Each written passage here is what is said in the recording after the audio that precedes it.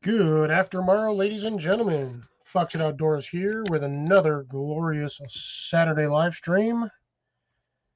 I don't know how this thing is going to start, so we'll just ramble on for a few minutes, wait for people to show up. And while I'm doing that, I'm going to pour my beverage tonight. Don't know if I'm going to do the full beverage that I normally do or just kind of half ass this. I'm not 100% sure. I have my little one from last week, my little jar. My arm is wet. There's Jason. Jason beat Grace. That's a first. Grace, you are in second place today. Somehow Jason managed to beat you, which blows my mind because usually he's late. Jason. Ooh, and Will. Will's in third place. Man, I'm starting off good today. Jason first. I just spilled all over my desk. There's Miss Molly. How you doing tonight, Will? How's the familia going? And there's Colin.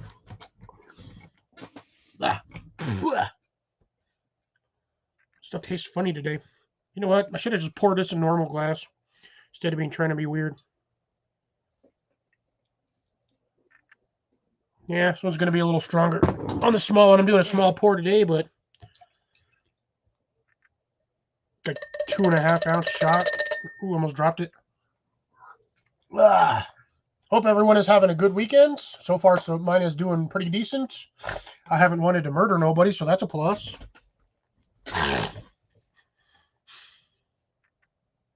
Oh, wow.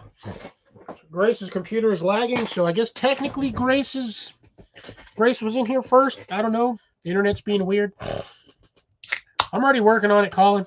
I'm already working on it. Trying to, at least. On the plus side, I got a good meal in me.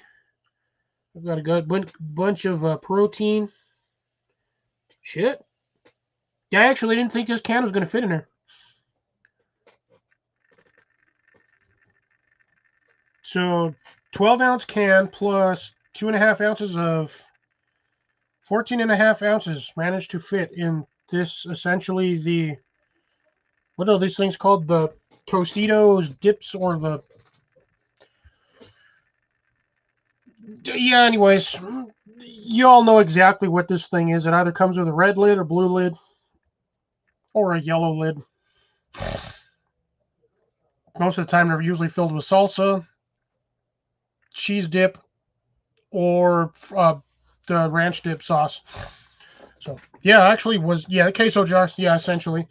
Well, I mean, yes, it is a mason jar, but it's it's these ones. Like I said, it's the Tostitos. Oh, here we go. Actually, I don't have to go anywhere. These guys, Tostitos. It's usually one of these jars. I've got the lid somewhere, but this one was I mean, essentially the jar size is all the same. It's like a universal jar size for when it comes to stuff like that. I guess it makes it easier to mass manufacture one jar size. Oh yeah, it says right there, 15 ounces on that. And I think that's about what I have in this. Is close to exactly 15 ounces. It's like 14.67 ounces is what I have in this little cup over here. Which I think I might continue to use because it's a lot wider and I don't have to worry about dumping it over. It's a little more stable. I'm all right with the chunky salsa, but the problem is I'm not a fan of munching on the like chunky bits. So I'll be honest, I will actually buy like a can of the salsa and I will just blend it, stick it in the blender for a couple seconds, and then just make sure it's kind of like a puree almost. I'd rather eat it that way. I feel like I can eat more without potentially wanting to upchuck the contents of my stomach.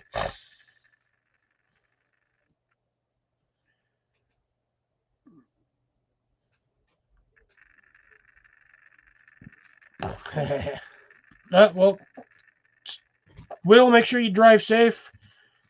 Don't respond too much unless you're at a red light or a stop sign with nobody behind you.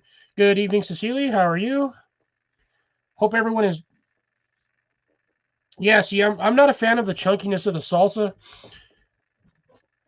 Like a lot of the Mexican restaurants down here, they actually blend their salsa just a little bit.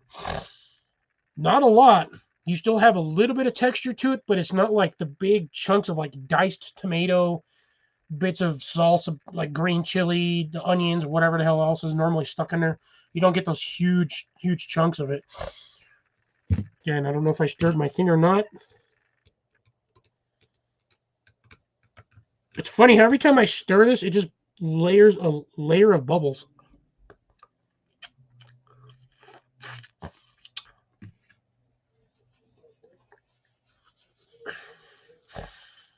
Nice. Yeah, I'm not a big old fan of the chunky bits. I don't know why. I've never been a fan of tomatoes. Like even as a kid, I never liked them. Still don't like the taste of tomatoes, and I keep trying. I try various foods that I've hated over the years, and I still remember exactly why I hate them because they taste nasty. There's two people in here. I'm not allergic to them. I won't eat them. But there's another one in here who is allergic to them and won't eat them. And they're fungus. They look like little umbrellas, edible umbrellas. Then there's two people in here, won't touch them. I don't like the smell of them. Don't like the taste of them. Oh, stewed tomatoes is, yeah, no. It's basically chunky tomato soup.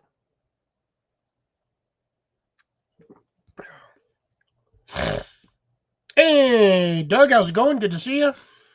Thanks for popping in. Glad you can make it tonight.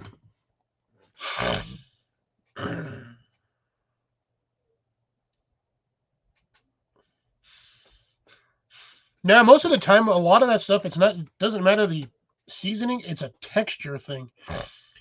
That's the reason why I have a hard time still eating bell peppers. And I think, honestly, if it wasn't for the skin of the bell pepper, I don't think it would be a problem. Same with like hot peppers. It's hard for me to eat like large peppers, like whole peppers, because of the texture of the skin. That's my thing.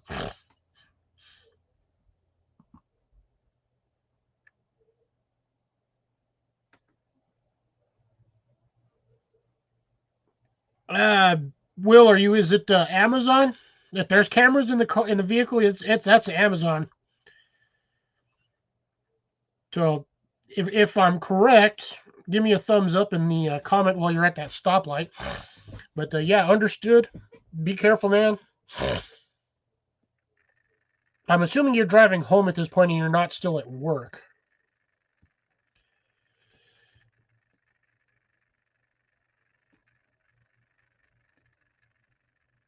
Yeah, well, I don't exactly have that option to do that. You know, when you're at a restaurant, they don't exactly flame sear vegetables for you normally. Majority of the time, you're going to get sliced or diced, which has already got the skin on there. Oh, nice. So Collins officially got his hunting card in today. That is awesome.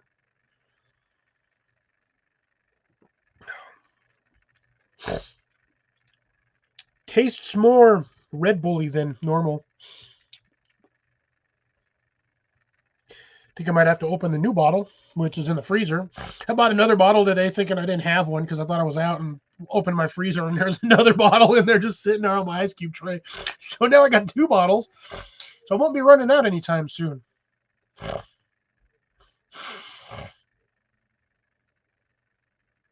I'm assuming the fish and not just a random eyeball on a wall. Because, I mean, I could technically draw an eyeball over here and that would be a walleye. But yeah, I got plenty of snacks tonight just for Cecilia. I do, as a matter of fact, went and bought another one. I've got 4 here.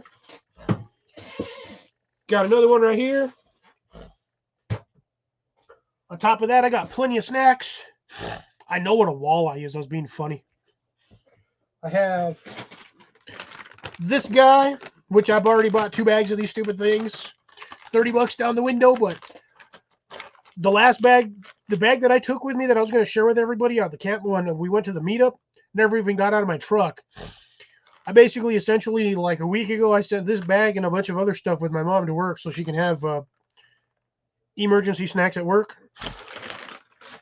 So I already bought 2 of those. And then, as always, I bought a bunch of snacks. Cheaper than dirt today. Normally, what was in that bag would have cost me like $23. They had chips on sale. I saw the price tag on that. That shit said, I'm not kidding. Kroger, Grace can probably attest to this if she's gone to Kroger in the last day or so. The chips were $5.29, but they were buy two get two free. So essentially, buy one get one free. So I bought 4 damn bags for like $10. And then I came home, turned the corner to walk into my room, and this was sitting outside in front of my door. Not sponsored, but yeah, boy, I got me the freaking 4-pound box bucket bag jar of animal cookies.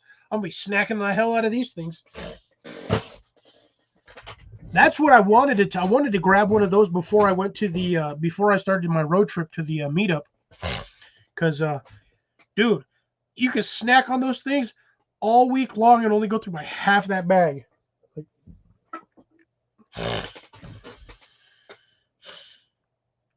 That's what I'm saying, dude. No, Grace, I'm telling you, they were buy two. I'm not joking. They were buy two get two free. But you have to buy 4 bags. I was talking to the lady. I'm like, yeah, so, I mean, essentially just buy one, get one free, which I don't know why they don't just do that. Buy one, get one free instead of forcing you to buy 4 bags of chips. And it is mix and match for anything that has that tag sale on it.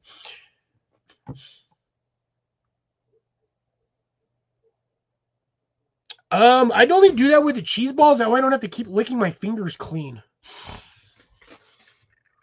I do have my chopsticks, but I'm telling you, man, these chopsticks are sad. Like, they're sad. I miss my good chopsticks. 25 years I've had these damn things. And my dumbass broke one. I am still pissed.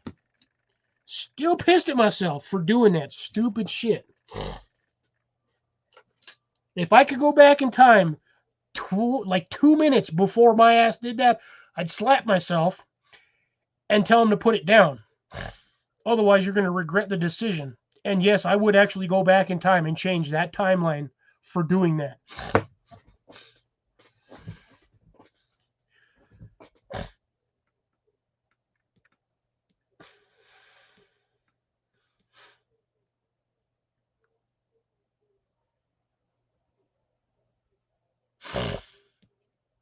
I know where you work at. Thank you, Will. That is correct. There is one down here off of Prince Street. About 10 minutes from my house. I actually applied there and I failed to get the position. And I think it was my own fault that I got the declination of the position. Because after the second half of the first half where they make you do the basically the aptitude test, I stayed and I was talking to the receptionist for, I don't know, probably a good 10, 15 minutes. Had I not done that, I probably would have made it. But yes, I know exactly where you work.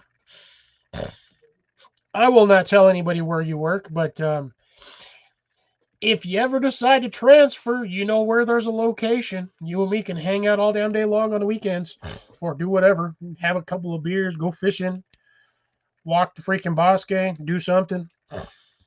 Hang out and be dudes. Just saying. Just saying. But mind you, it's drier than dirt down here.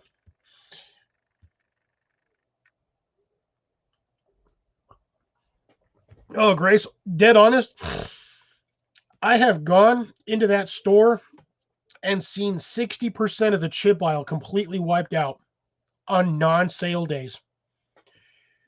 I don't know what it is down here, but the chips go, all the hot chips go fast for some stupid reason. The hot fries, the hot Cheetos, the hot cheese puffs, the hot popcorn, gone.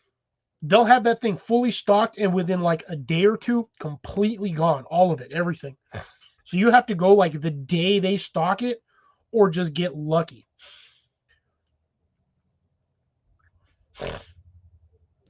Because, yeah, down here, for some reason, the barbecue chips, the sour cream and onion, which are still technically my favorite, but I like I'm a big partial fan to the salsa verde and the spicy nacho. But I also do like to get the Cool Ranch Doritos. I do like some of the kettle cooked stuff.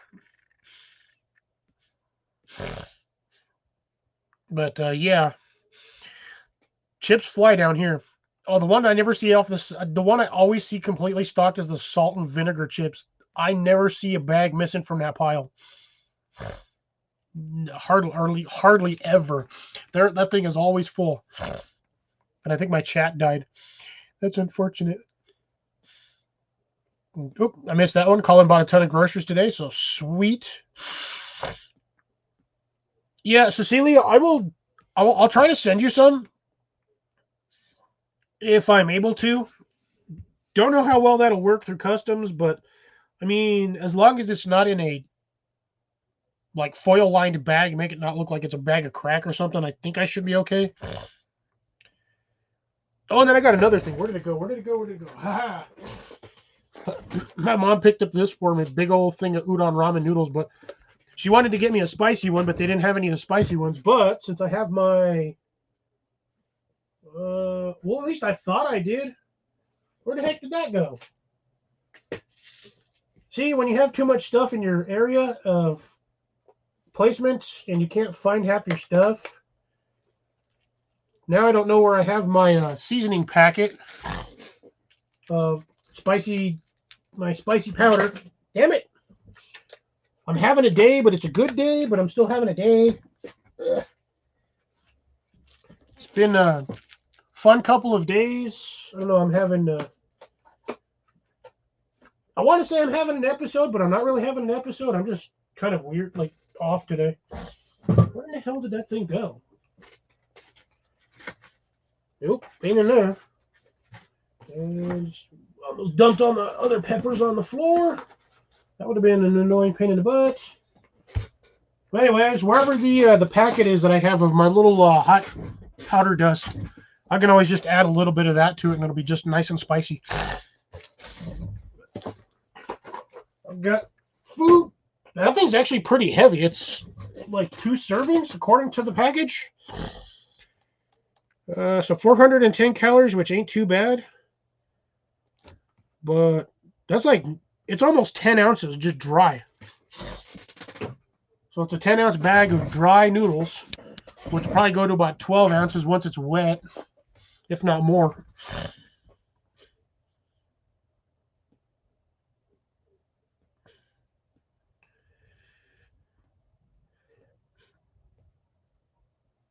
Yeah, well, I know when they do, I know since you and me both live next to a Kroger or no Kroger's, I know when they're doing when they do their sale prices or when they change, when they do price changes.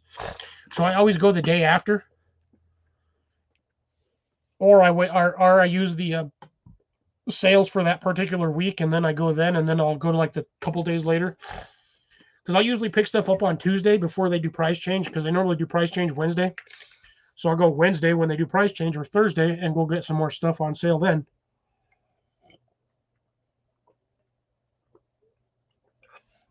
So I do make use of their sales. I just know when they are, so I always go and get them. Nice. Cecilia got TP finally, so she has nice soft bum wipes, which is amazing. No one likes rough bum wipes.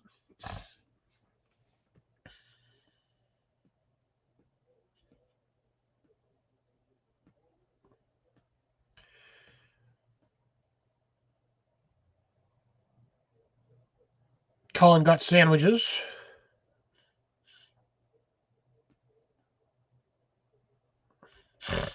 And Cecilia doesn't go shopping. Hey, nothing wrong with ordering from Walmart. You just got to make sure they actually give you the right stuff in this when you order. Oh yeah, no, yeah, do definitely. There are if you coupon right, and I'm talking like the hardcore coupon clippers. You can take a $500 order down to like pennies on the dollar if you do your coupons the right way. I've seen it. It's ridiculous. I saw a guy the other day. The order was like $300, Dude paid like $84.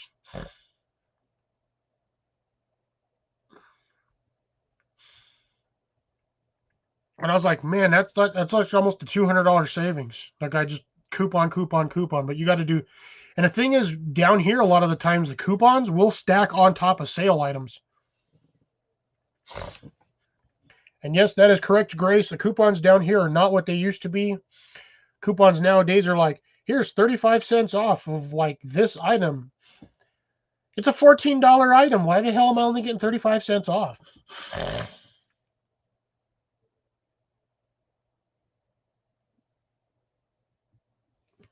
That's what I'm saying, Cecilia. You got to make sure before you leave the parking lot, or whoever does the orders, you got to check your order before you let them leave.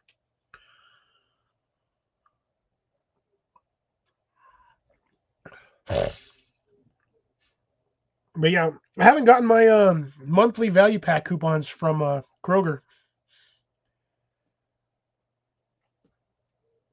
Ooh, Molly's got pretty warm weather over there. Well, I'm at it. I should probably do the same. Let's see, ladies and gentlemen. We are looking at fair weather. I think I have the same temperature right now as what mine says, but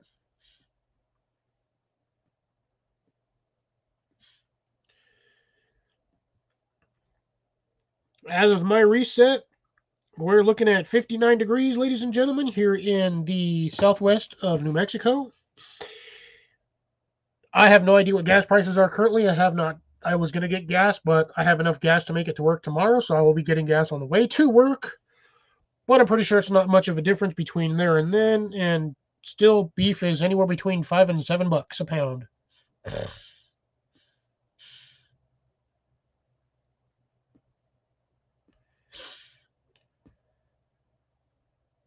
All right, take care, Wood. Thanks for joining us for the short amount of time you were able to. I appreciate it, brother. Tell the missus the Fox at Outdoors says hi, and you be well, be safe, and hopefully we'll catch you on the next one. Colin's got still fairly cold weather. My sinuses are being retarded tonight, which is annoying. I start clogged. I go to sleep not clogged. Wake up sort of clogged. Shower still kind of clogged. Drive to work. I'm fine. I get to work and it's kind of like off and on, and then it just kind of. I feel like every time I eat, my sinuses are going weird now. But I don't know.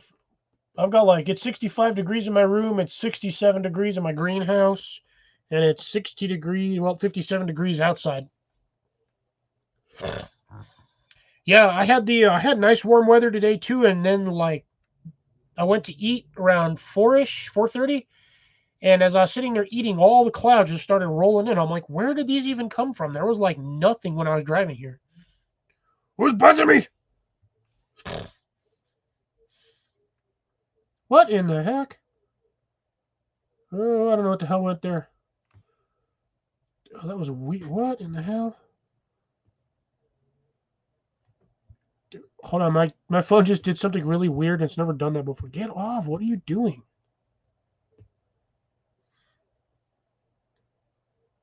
Ooh, what do we have here? Hold on.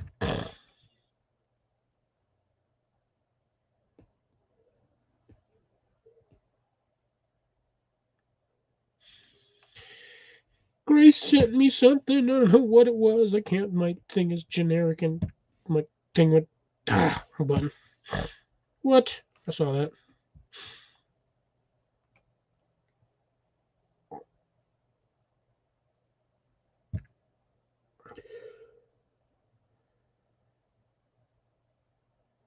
I was like, you bought conditioner for pants?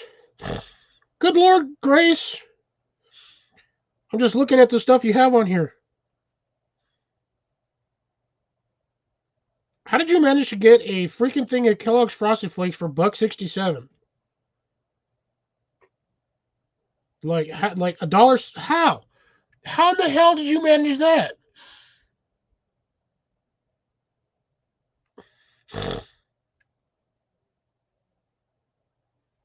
Goddamn, $122 in savings. Kroger savings, 25.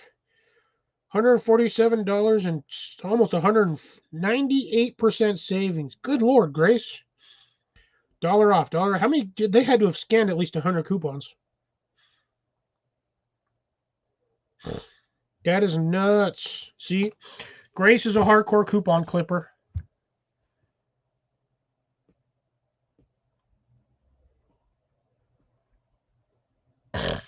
Oh, so the box was $12.89, so $13. But you only paid $1.68. Man, that's crazy. That's crazy.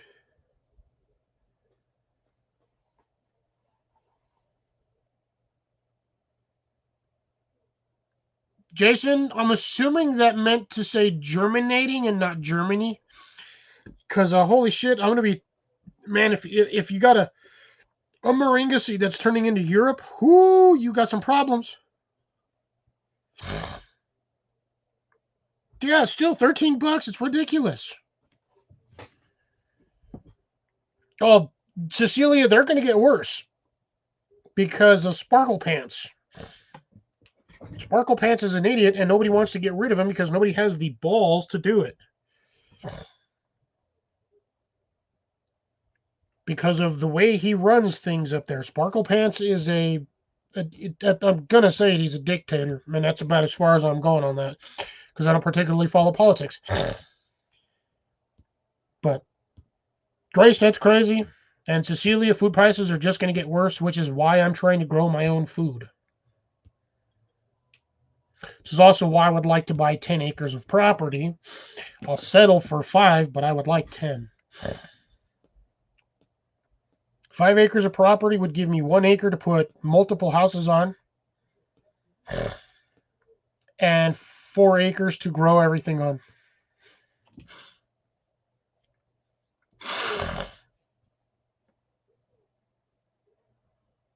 $7 for 24 rolls of teepee is actually cheap. We usually get the because we have Costco and Sam's Club here, so we usually get the Costco like the 24 packs, and that's usually like $18, something like that.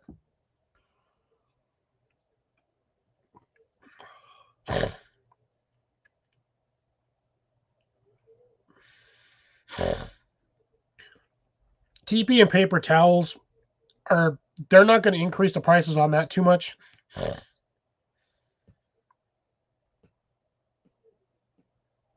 Yeah, towel works. Like a wet towel or moist towelette. I mean, essentially, that's what they used for children back in the days anyway, before hygiene and readily available throwaway diapers and all that shit was they basically used cloth diapers.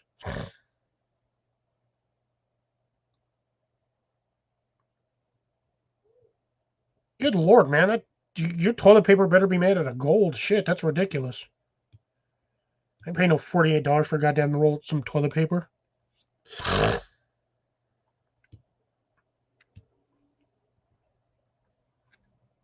If I physically had the means, well, I lost like 4 people, but whatever.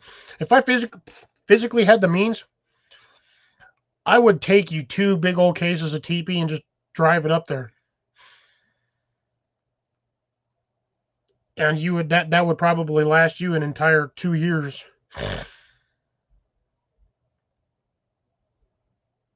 Because I know full well for me, like a 12 pack of teepee rolls, that shit'll last me like a year.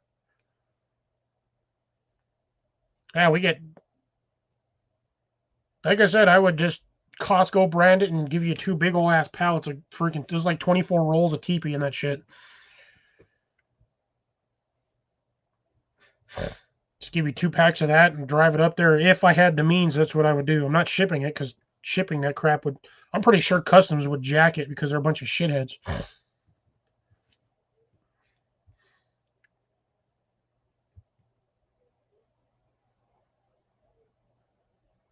Yeah, it looks like Tyler's doing some more leather work. He's not doing a live, but apparently he posted that 3 days ago and I missed it.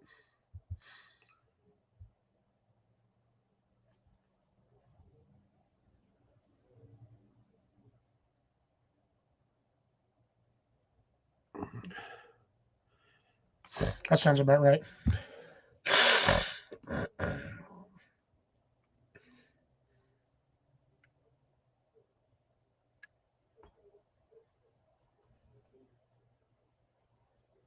Apparently, Mrs. Kincaid over there, aka Jenny, is requesting a sandwich with the utmost urgency. I don't know where Jason went. He was in here, and Molly was in here, and maybe my ramblings have just put everybody off. I don't know. I'll be drinking both water and spicy stuff tonight because that's where I feel like I need to be today. And I'm not going to, I mean, this is not even, I'm not even feeling the effects of this yet because I didn't pour as much as I normally do in here. At 7 o'clock. Ah, there's Molly. Molly has returned. Tell Jason to stop drinking coffee and what's that other stuff?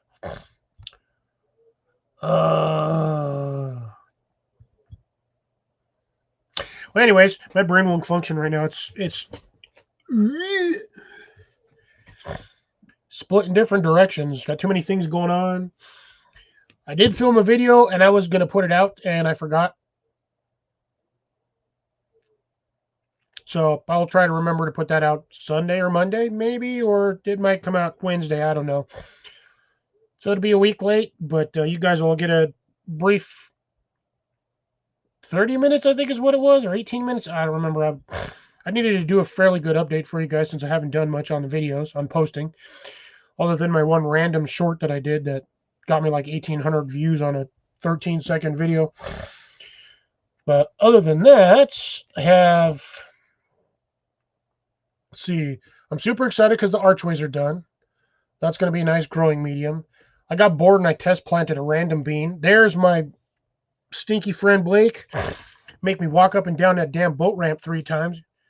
Turd didn't give me the keys. Still angry at you, Blake, for not giving me the keys the first time.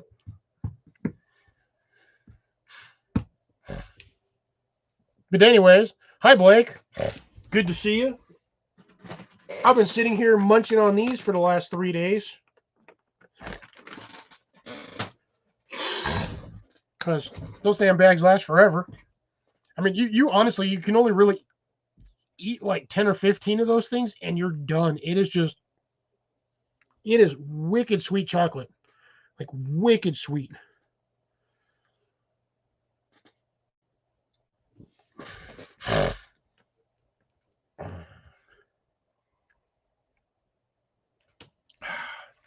But yeah, I'm super excited. I'm getting so antsy to get garden started. I will show you guys in the video. I hate your camera. Thank you. But I have planted my golden raspberries. They are in planters now. Hopefully they'll do okay. We'll see what they do for the first year or two. It usually takes about 2 to 3 years for those things to actually get going. Oh, yeah, Blake is going to have... Yeah, I can't do it, Blake. I can only eat like a handful of those things, and then I have to stop because it's just... The chocolate is just too much. But what's really funny is I'll sit there and eat the... comes in a little red bag, the Lindor candy bar chocolates. Little skinny ones that come in a little red package. It's usually about that long, about 6-8 inches. I'll eat like 5 or 6 of those in one sitting, which is weird because I can't eat more than about 15 of them damn Cadbury eggs. Camera, what the hell is your issue? Wow, that really actually dropped quite a bit. That's funny. Dude, seriously, man, my camera's just drunk as shit. Focus, focus, focus, focus, focus, focus, focus, focus. Darn, you want to focus, camera? You want to stop being weird? I'm the one drinking, not you. God damn, there we go. Shit. Yeah, at least I don't have the raccoon eyes as bad this week. Last week, I looked like I got punched in both eyes.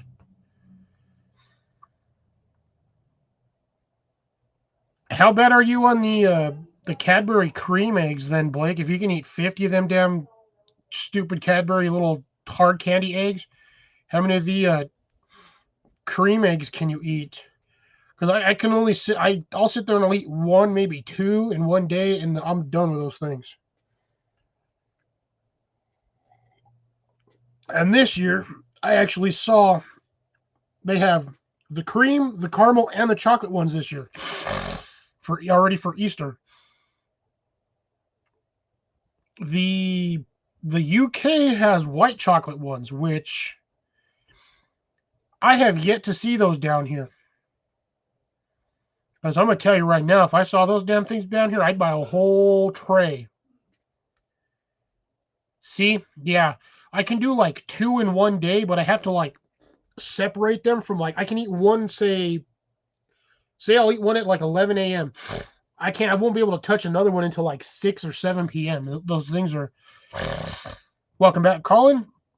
Yeah, those things are they are rough.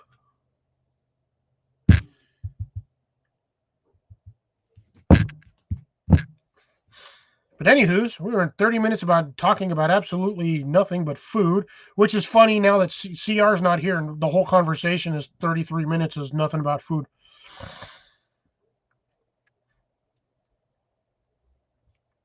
And yet no CR. Just funny. Maybe we start talking about actual gardening stuff, which I'm going to be doing here shortly, because that's the whole point of this chat is gardening and getting outside and prepping for summer and or spring and just getting everything growing because it's there we go. It is like I'm honestly I'm really antsy. I want to get out there. I don't have enough sunlight.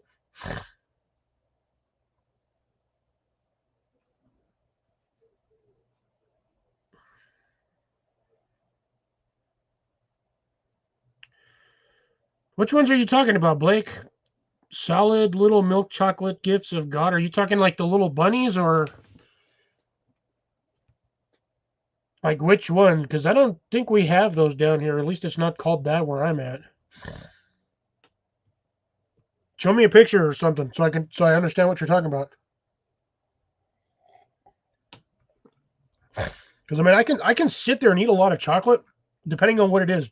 For some reason M&Ms, I cannot eat a lot of M&Ms. Oh, these okay, so yeah. These little bastards. Now I know my camera's blurry. Yeah, I can only eat a hand like so many of these, and then after that I feel like I'm done. Because these stupid there is so much damn sugar in here. It's 23% sugar and 22 grams of added sugar. It's 44 grams of sugar in this crap. It's basically almost 50% sugar. And 1% salt.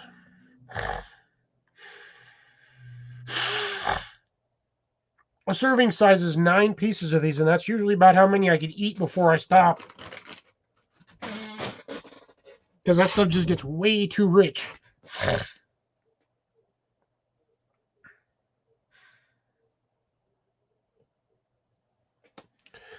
I'll do the same thing, Cecilia, which is why I got a lot of the candy like right after the 14th. Right. Oh God, hold on a second, folks.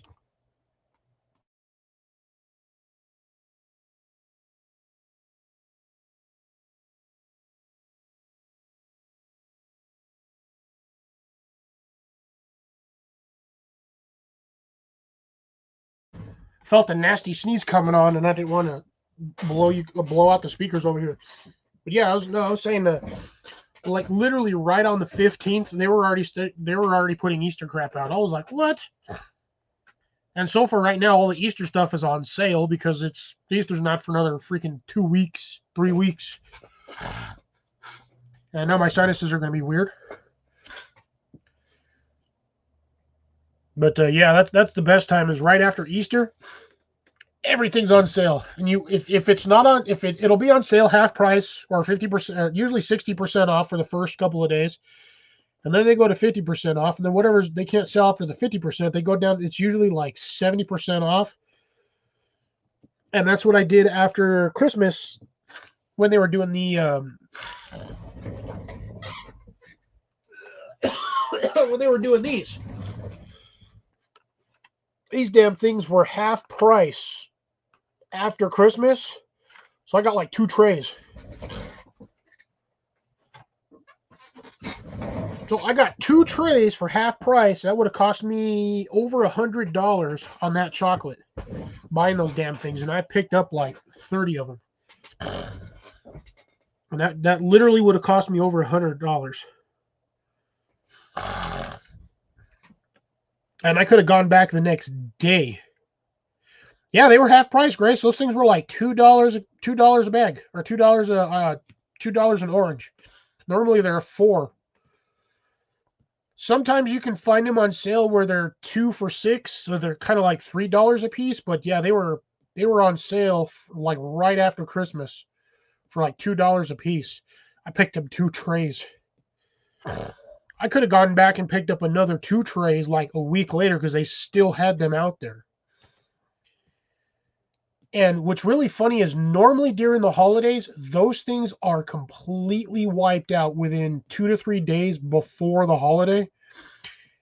And they don't get any more in because they get a specific shipment, a lot number. So we'll just say randomly a store gets 1,000 pieces. And that's 1,000 pieces between all the varieties that they have. So say they get 200 dark chocolate, 300 milk chocolate, 200 Hershey's, the 150 to 200 of the, we'll say the variety brands, which was the raspberry and the crackling one. So we'll say on average the store gets 1,000 pieces. If they're sold out of those 1,000 pieces before the holiday, they don't get any more. They're not going to send any more, and even if they request any more, they're not going to get any, because by the time they get them to the store, the holiday's already over. So they have all of that overstock, which now they have to sell at half price instead of making their standard, I guess, corporate. I don't know whatever. I'm trying to word this, but my brain's not processing it. They're like their base price. They're not making their bottom dollar off of it. They're making under the bottom dollar. Yeah, $3 is better than the normal $4.50 or $5 that they usually charge you sometimes. Those stupid things. I remember you used to be able to get them. You could buy them for $2. That was how much they used to be. And then they went to like $2.89, and then like the next year it was $3. And yeah, it was just they just keep getting more and more expensive. I have a feeling within the next year or two, those things are going to be $6 a piece, which is going to screw their corporate bottom dollar, because at $6 a piece, I'm not buying them fucking things. I'm sorry, it's too expensive. It's $6 for a chocolate you're going to sit there and eat in 20 minutes.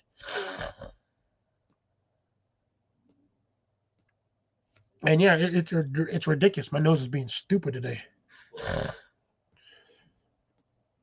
Yeah.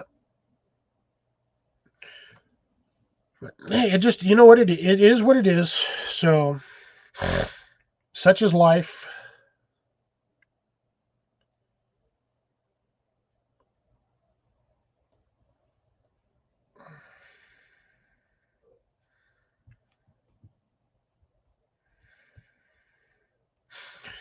My brain just shut off all of a sudden.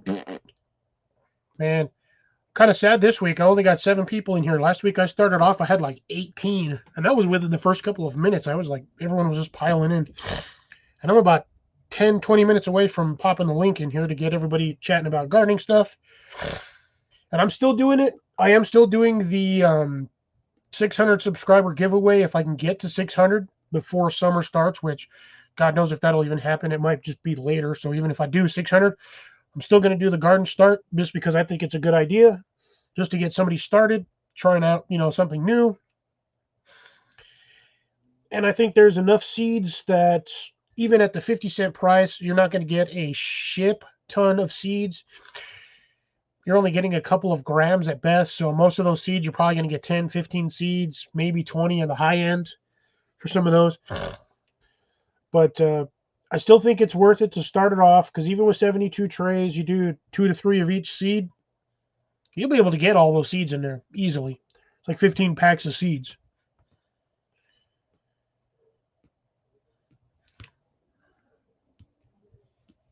You gotta learn. You gotta learn, Colin. You gotta learn. Can't just stay in one lane the whole time. I mean, I can do archery. I just don't a lot of the time. I just don't contribute to it because I don't get out and do it. I can. I just don't do it. All right. Well, my computer is gonna be weird, so give me just a brief second. This thing is being a waffle. I don't know what the heck that was doing. That wasn't going to defocus. It was going to sit there and be blurry, so I just had to fix it real quick. I mean, I can talk about archery. I just don't have the full extent of knowledge because I haven't really done it since I was a kid. I have the equipment, just don't really get out and use it because I don't have a lot of time frames, or I don't have a lot of free time to just sit there and shoot for 45 hours. I'm being generally sarcastic, but yeah, I don't have time to shoot between gardening and work. As my time is always, and especially YouTube. I'm on here a lot. I've actually gotten to the point where I have missed probably 1,400 to 2,000 hours worth of video content just because I can't sit here and watch it all day long anymore. I just can't. I no longer have the patience to sit here and watch 13 or 14 videos after I get off of work. I have multiple skill sets. That's the thing. I can't say I'm a jack of all trades.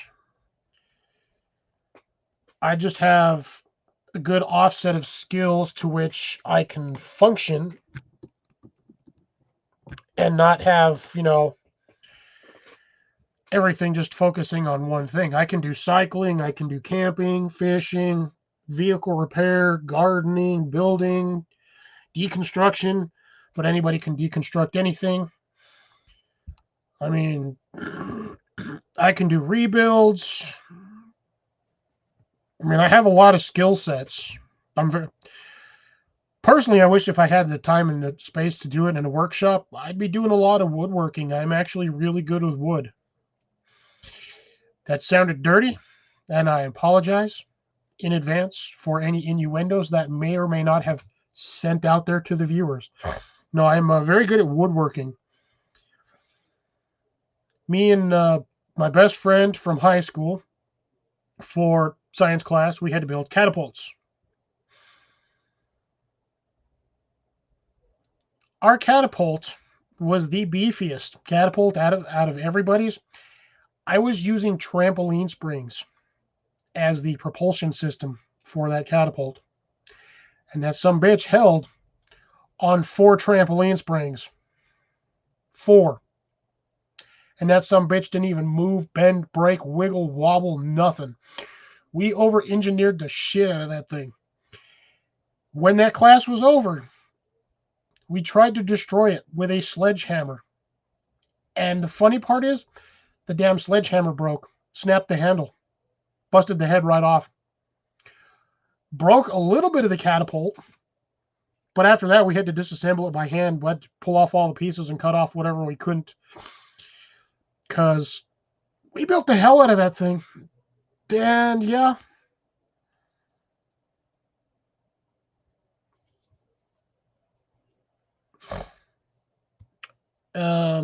Cecilia's apparently making an alligator.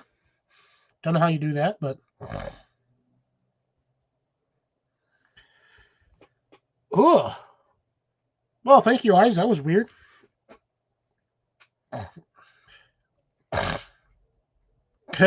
Jason, a master of all trades, or jack of all trades, master of two. That would be hunting, pest control, and keeping the wife happy.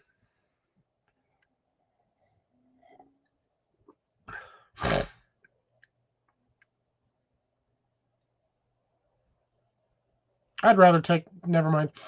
Talking about alligators. I know I'm being funny. Like I said, I'm in a weird mood today. I'm like not in a grumpy mood. I'm like off, but I'm like still in a good mood. I mean, it's been a pretty good week. I got a lot of garden. I got a lot of my prep work set this week. I'm working on new beds. I just redid the mint in my container so I can start working on getting the old container, which is pretty much rotting out of the bottom. Well, the bottom's pretty much rotted out. I can get that fixed and separated, situated, taken apart, keep the bands, and then I can move that, and then I can move my other container forward where it needs to be instead of having it where it's at. Or I might move it somewhere else entirely. I might just move it up front, and it might just be a permanent housing up there. I'm not 100% sure on this because in order to move it up there, I have to move my dirt pile, and I have I want to say about a 2 cubic foot dirt pile. Yeah, about a 2 cubic foot dirt, maybe 2.5 cubic feet dirt pile up there that I need to move, and that's technically not dirt. It's kind of like clay sand. But I got to figure out what to do with it because I like mixing that stuff in with my native soil. I like mixing my native soil in with the soil that I buy. That way, the native plants down here still have soil that they're used to instead of being like, "What is this? We're dead." So I like to mix a good shovel, like 2 to 3 shovelfuls of that into my mixes when I do my mixes. But I didn't do it this year when I planted the golden raspberries. I did not mix any of that soil in there. Basically I have a high fertilizer content, so basically very acidic soil in there. I did, and I mean very acidic soil. When I mixed that batch, I did 6-pound bag for the entire mix, and this is a 6-pound bag of worm castings, 1.5 cubic foot bag of Cow King manure or Grow King cow manure, 1 bag of these are all 1.5s by the way, 1.5 cubic foot bag of compost, which that was a bad bag of compost actually. Same with the manure. Was a lot of large debris in there, which normally I don't get because I normally sift them, but I didn't sift them. I just mixed them. And then I used a 2 cubic foot bag of the, the Kellogg's raised garden bed mix, and I mixed them. I did half batches of each because I only have a 3 cubic foot cement mixer from Harbor Freight. So I mixed all of that, and then I filled my containers for the raspberries, and I still have pretty much a full wheelbarrow of that stuff sitting back there to fill the rest of my containers. But I think I'm going to use that soil mix as a top off for one of the beds that I have that needs it. But hopefully within 2 years, I'll get some golden raspberries. Because those things take forever to do anything. It took 3 years just for my regular raspberries to produce a decent crop, and I missed that crop by like 3 days because I forgot about it. And I'm not joking, I had like stems that looked like they were just covered from like a 4 to 5 inch section just in a circle. Looked like a flower head, like for like foxtails or foxgloves. It looked like a foxglove plant. It's long stem and just all like a good 4 or 5 inches of just nothing but berries. It's probably about 40 berries on each one of those things, 40 to 50 berries, and I missed it by like 2 days. And then everything was all dry and sad and grungy. So I was like, oh, that sucked. I probably could have gotten about 2 pounds, maybe 3 pounds of raspberries off of that this last year, and I fucked up. I just straight messed up. I just wasn't paying attention.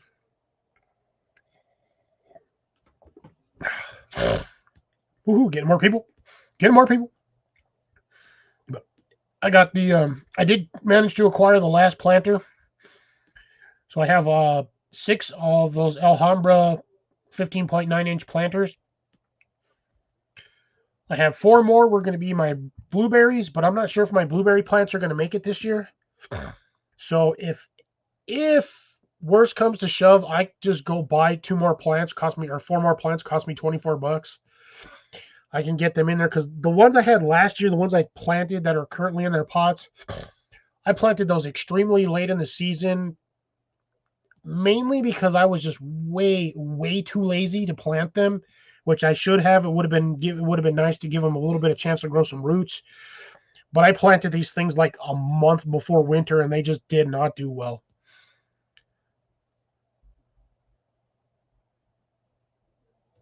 Nice. Finally got somewhere to work at, Blake. That's awesome. But yeah, I've got a lot of stuff to plant, and to be honest, I kind of like those planters because Jason can attest to this. Almost every planter they make does not have handles on it. Majority of them have a either straight wall or they have a very cheap curve, which kind of just it's basically like a curve like this. So this is the outer curve, and then like this is the inside of your pot. They just have that little cheap plastic cup over there. It's basically folded over, and those damn things, to be dead honest, after about a year in the sun, you try to grab them, and the whole top half just breaks off.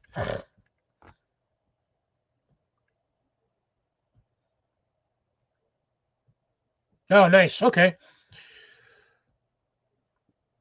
But yeah, those Alhambra ones, they have a really robust handle on each side, almost kind of looks like a trash can, like the way the brute trash cans are made.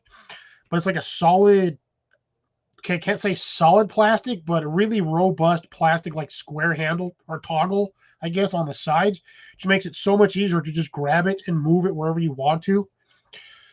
I actually like the way those planters look. They're a little pricey. They are $20 a piece plus tax, so I think they're like 22 or I think it's like $22 with tax. You know what? Let me check. I have bought 6 of them damn things. They are 1997. There was one of them. I just bought like 6 of the damn things all at once. Yeah, 2 of them cost me just slightly less than $40. What the hell's the other one? I know there's one on here. I have like 6 of them. Oh, nope. Oh, they registered them as 16-inch, but they're 5.9. But I might have to actually check at that. That one was the one I just bought the other day. So yeah, 2 of them cost about just slightly under $40, and I mean by slightly, I mean like some pocket change. So I think with tax, if I were just to buy one, I think they are. I also bought tree rings, which were $13 a piece, but I needed those to keep the wind from blowing the bark off of my ceramic planters where my trees are at. I'm tired of picking up my bark out of the yard. All right, take care, Colin. Yeah, no worries, man. Just get better. Take care of yourself more than you need to be on here. I'd rather you have better health than sit here and listen to me. But Jenny, Colin, good night. Have a good one. We'll see you guys on Thursday and Wednesday. Be well. Be safe.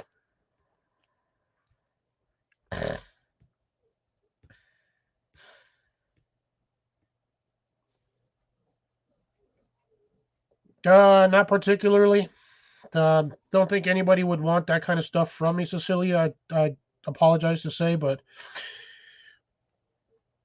I've never had anybody once ask me about anything knitted for a giveaway. Usually when I do giveaways, it's kind of like on the fly or spur of the moment.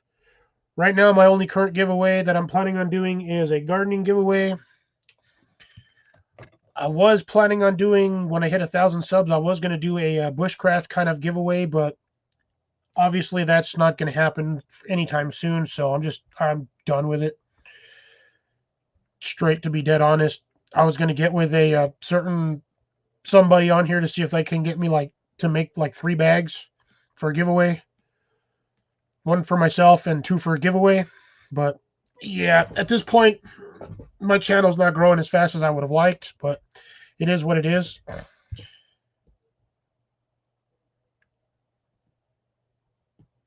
But yeah, I'm just not at the moment. No, I'm not really. You need to save your money for more things. Things more important. But I mean, I'm over here. I'm good on this side. I've got stuff covered for whatever I do.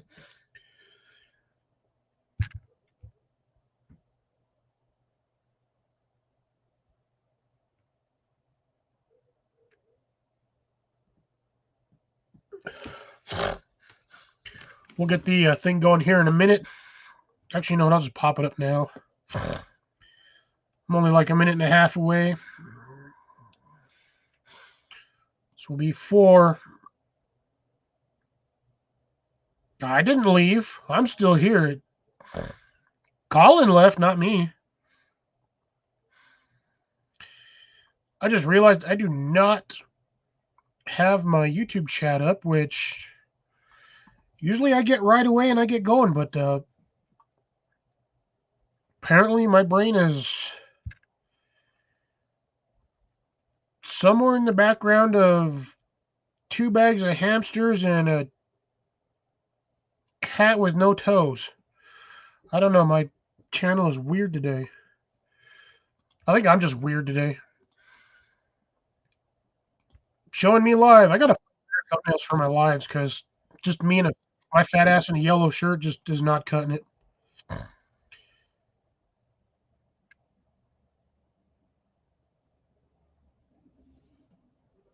I can't see what the hell that says.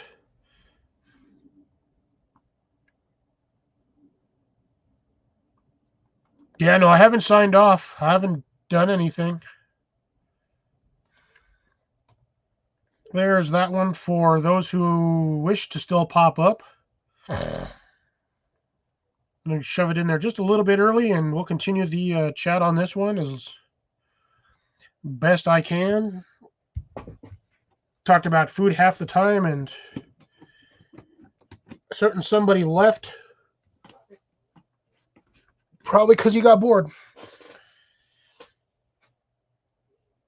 I read your last message about hats. That's what I was talking about. I'm fine with that. No, at the moment, no, I don't need anything like that. I appreciate the offer. I'm just nobody ever on my channel has ever once asked for a knitted hat. It's not something that I normally give away on my channel. Jason's got a cookie. Pork rind. Thought it was a cookie. Pat, you got a big old ass bag of pork rinds. I got big old box of pork rinds. I got big old box of animal cookies. It'll take me a while to eat these. Oh, I'd have those things eaten in like 2 days. I've been working on them since Wednesday.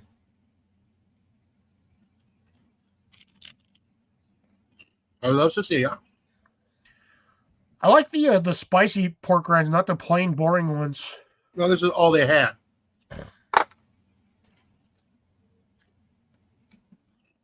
Yeah, went pretty far. You've been eating those for 2 days, and that's all you've gotten out of there? Since Wednesday. 4 days? Mm-hmm.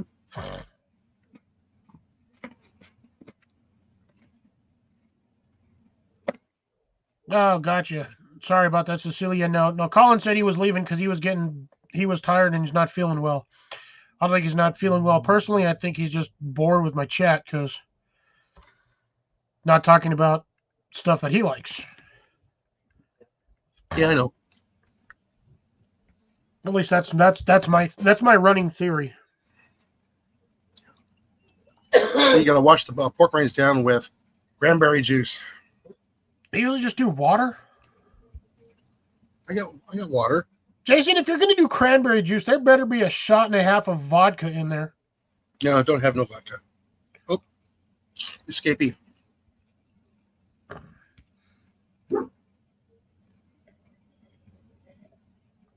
But now we got this, and let me throw I always forget to throw my banners on here. That's fine.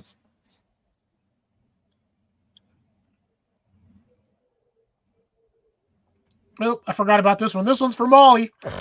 No, that's for Amanda. And Molly. Oh. What? Moo. Interrupting cow. Where is Mandy? Probably at work. Yeah. On a Sunday? Saturday. What's It's Sunday? Sunday. I missed a day. Our day is still Saturday. Yeah, it's like 11 a.m. for her right now. Is tomorrow Sunday or Monday? Tomorrow is Sunday. Okay. For us, Monday Yeah. for Mandy.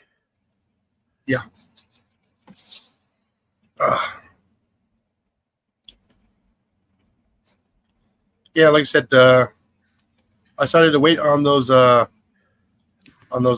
fire rings, and guess what showed up today on an ad? Fire rings.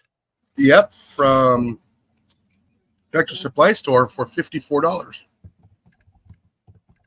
Yeah, those things, that's too damn expensive. $54 when everybody else wants like 79.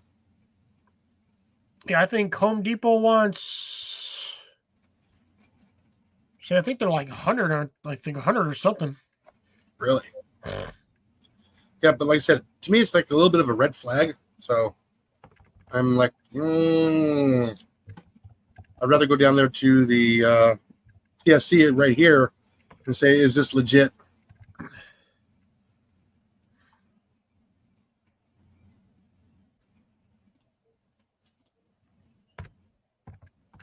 Oh, let's see. Oh, I got more of these too. Waha! More pork rinds with old trapper beef sticks. These are the jalapenos. Ooh. Jalapenos. Jalapalapalos. These are actually pretty good. Oh no, somebody commented over here on the comment section with a comment.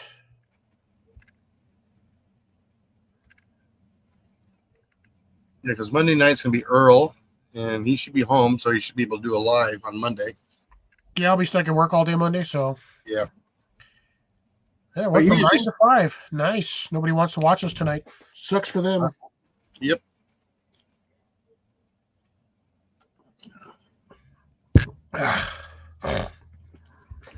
See, I'm going to hit a milestone soon. I don't even know. I'm not even checking my shit anymore. At this point, I just stopped caring because my channel's not going anywhere.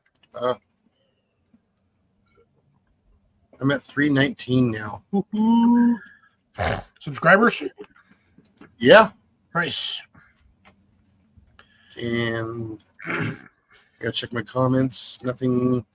Yes, by the way, General Akbar, it's a trap. Did you like that one? Oh, yeah. It made me laugh. I was going to throw something in there that I know somebody will understand and get the reference for when I put the comment in there. Oh, yeah. Like I said, I've actually been holding pretty steady here this past 28 days. I'm not going to check mine. It's just going to make me sad. Yeah. But like I said, no, you did really well on those shorts. The one that I did? The first one didn't do shit. The second one, for some stupid reason, that thing took off. Oh, I know. And the funny thing is, I just did it as a short. I didn't even put any hashtags in there. I just threw it up there 13 seconds and bam, watched it go. Yeah. Oop, lost another. Down to 4. Yeah, like I said, as of the thing for the analytics, I don't know what time it resets every night. I have no clue. But as of the reset from last night, for my 365 days, I'm at almost 1,800K for my hours. So 1,800. 1,800K. I was like 1,800K. That's Sorry. 180,000, Jason. I mean, 100,000 watch hours. 1,800 watch hours. Oh, Grace, I haven't put out a short since the snow one, like 3 weeks ago.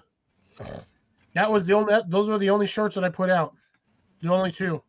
I'm serious. You need to do the one with your. I need to, but I haven't had a chance to yet.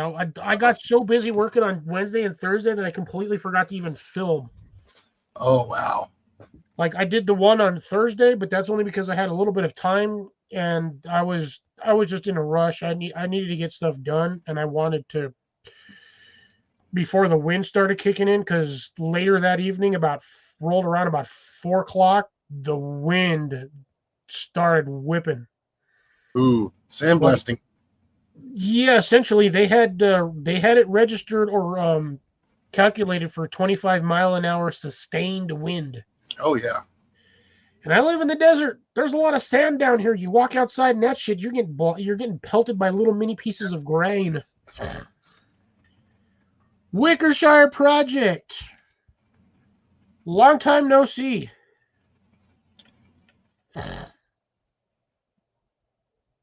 Damn.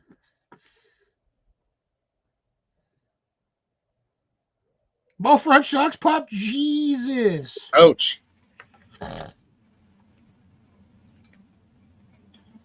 Yeah, I actually found a place here for the compost. $23 a cubic yard. That's a lot of compost for $23. I know. I gotta contact them on Monday and see what their minimum order is, because we're 7 miles out of the 20-mile radius. Ooh, that might be an extra surcharge. I know, but we're just like 7 miles. It's like, how much can it be? You know, if it's an extra $20 on top of it, I'm not going to worry about it. But I just need to find out what is the minimum order. And if it's minimum order is going to be 5 cubic yards, that's a lot of compost. That's $100 worth of compost, but you got $100 worth of compost plus whatever the transport cost is. Yeah. Ha, There she is. there's our local redhead. Yeah. Are you going to join? Wickershire, just get a flatbed. I mean, not a flatbed, a hauling trailer, and just drag it out that way.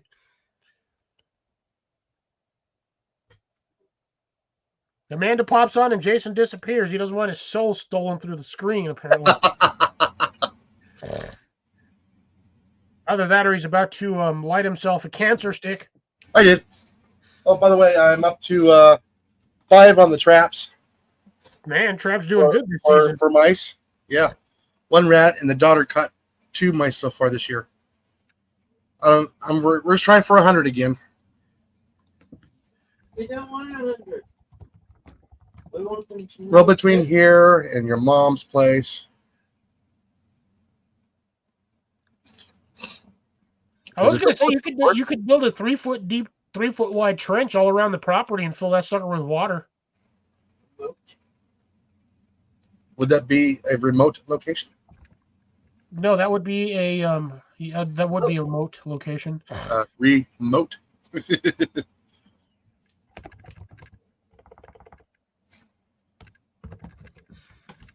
I'm gonna try and pick some up out of the yard too. Oh yeah. Oh, by the way, I got word the other day that they got rid of the company at work. They fired them. Oh, you mean those retards that don't know how to catch a rat to save their lives? Yes. Morons.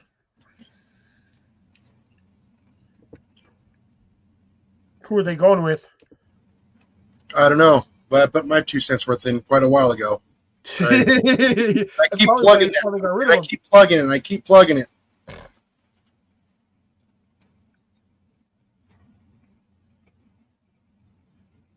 Yeah.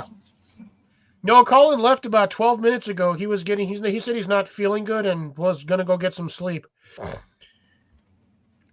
you make that a little cooler? Yeah. Back to down to 68. I'm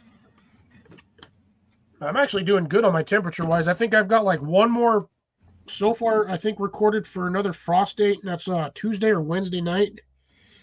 It's going to drop down to 31 degrees. Oh, I don't know why I use that thing. That thing sucks. I hate it. Yeah, like I said, I haven't seen anything on ours, but then I haven't checked it since yesterday morning.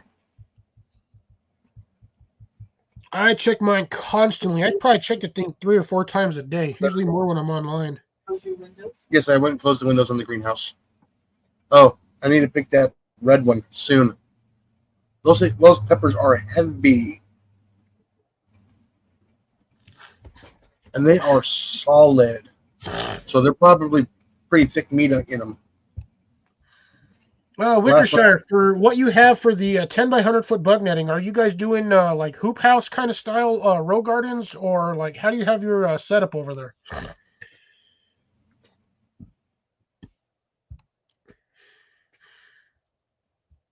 See, I see a 40 degrees next Thursday.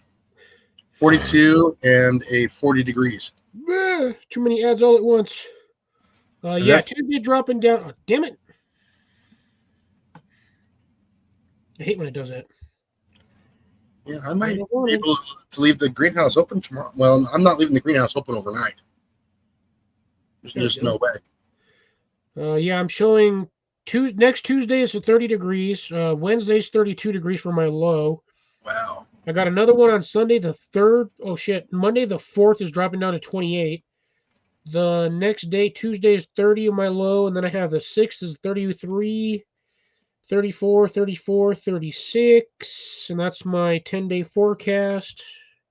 Well, actually, that's like 14 days. So, yeah, I've still got a couple of nights of freezing temperatures. But in all honesty, I'll probably check this again tomorrow, and that most of that's going to have changed. Yeah. The 3rd and the 4th, windy as hell. Aside from that, I've got a couple of like my high on Monday is going to be like 70. Tomorrow's going to be 71. Yeah, like I said, tomorrow's supposed to be 80 degrees for a high, 82 for a high, then Tuesday, 82 for a high. And my lows are going to be in the mid 60s.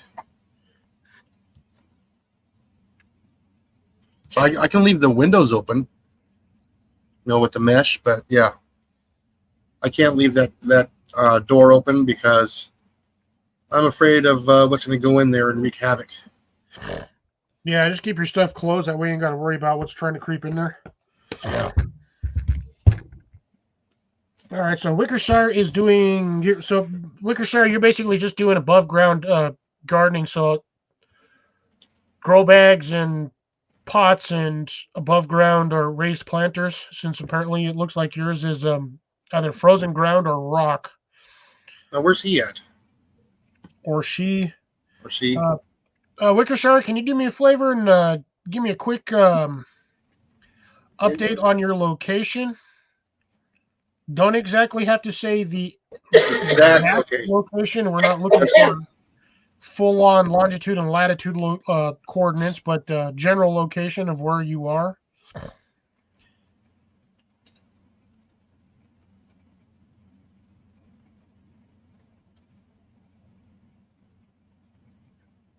Sugar Tree, Tennessee, Zone 7A. So. Okay. Bill?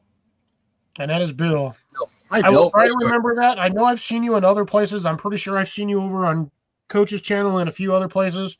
Hence the reason why I recognize the name like automatically.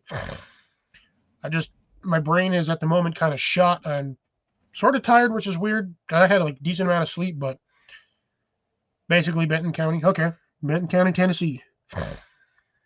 I swear that Tennessee is Zone 7A. I'm in the desert and I'm 7A. Yeah, it's probably got to be the average temperatures throughout the year. Possible. Because my zone is like 7A, 7B is what I equate it to. Depending on... Well, I think they just officially changed it to like 7B, but I'm still going to consider it 7A, 7B. Probably within the next year or two, it'll probably be a full-on 7B. Yeah, it sounds about right for Tennessee. They're on that side. Yeah. Florida and Georgia area, so it's normally going to be fairly warm. Yeah, ours changes rapidly. You never know what we're going to get here. Same here. Yeah, we can go from dry to waterlogged in about a half a day. Yeah, and the funny thing is, I'm the other way around. I can go from waterlogged to dry in about half a day. Jason gets water and he'll stay on the property for a week. I get water down here and that shit's gone in like 4 hours. Yep, that's what we get too. About 52 inches of rain a year. I'll take that 52 inches of rain.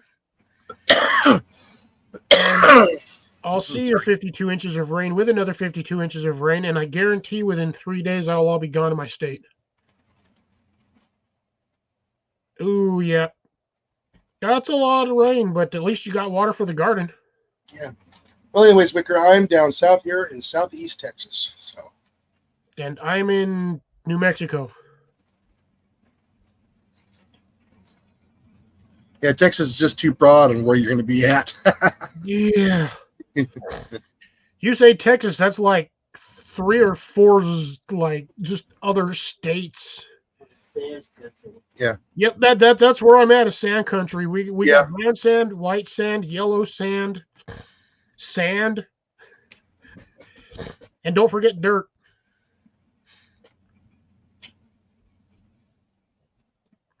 It really can be. Yes. In Texas, yeah. Yeah, everybody wants to succeed from, a lot of people want to succeed from the United States. I'm going, no, you can't. They can try, but then the problem is they're surrounded by 85% land. Yeah, like I said, the problem is just you still need each other. Texas still needs the U.S. and the U.S. still needs Texas. Yeah, I don't know about that. Yeah, it's a codependent thing. I mean, they've considered getting rid of Alaska and like Hawaii, considering they're like way the shit out in the middle of nowhere. And technically, Alaska, despite the fact that it is part of the U.S., should technically be part of Canada, in all honesty. No, but we hold the deed. But like the thing is, nobody realizes how big Alaska is just because of the way it's poised on the map. Alaska is bigger than Texas. Oh, yes, it is. It doesn't look like it because of the way it's portrayed on a map. Alaska is huge, and it's not just the like main chunk of Alaska. Alaska's like Florida. They have like these little islands all the way across down into like across towards Oregon. And Yeah, no, it's getting better, Grace. accumulated land mass between all of those little islands and Alaska itself is like twice the size of Texas. Oh, yeah. They don't have the resources. Yeah, they kind of do. Yeah, Texas or Alaska does have a lot of resources. Yeah, snow and ice. Yeah, they just don't have enough people. Certain portions of Alaska you cannot get to unless you have an airplane. Yes. Because they have no infrastructure. They have no roadways. It is still the last frontier. And it's probably going to stay that way because it's just too harsh of an environment to try to populate. Oh, yeah. I wouldn't want to live there. I wouldn't mind living in Alaska. The only problem is you have to have money to live out there because you have to order everything and have it shipped in by goddamn airplane. Oh, I know. And then it's just dropped on you. Yeah, but you get free crates. Free crates. Free crates and a parachute. So crates. So crates. Socrates. Yeah. Man, yeah, free. Man, there are some areas where you can't even land because it's just impossible. So they do actually just drop you a load of stuff with a parachute. Now, I'm pretty sure that at some point they require that you return set amount of stuff To be reused. Yeah. Yeah, so they'll probably have you, unless it's like torn or ripped, like if by some miracle it lands in a damn tree and like half the parachute's shredded away. I mean, other than that, you would have all of that parachute sale, all of that fabric, plus all of the amount of paracord that came off of that. Oh, yeah. Well, and like I said, they all have a deposit on them, too. Yeah.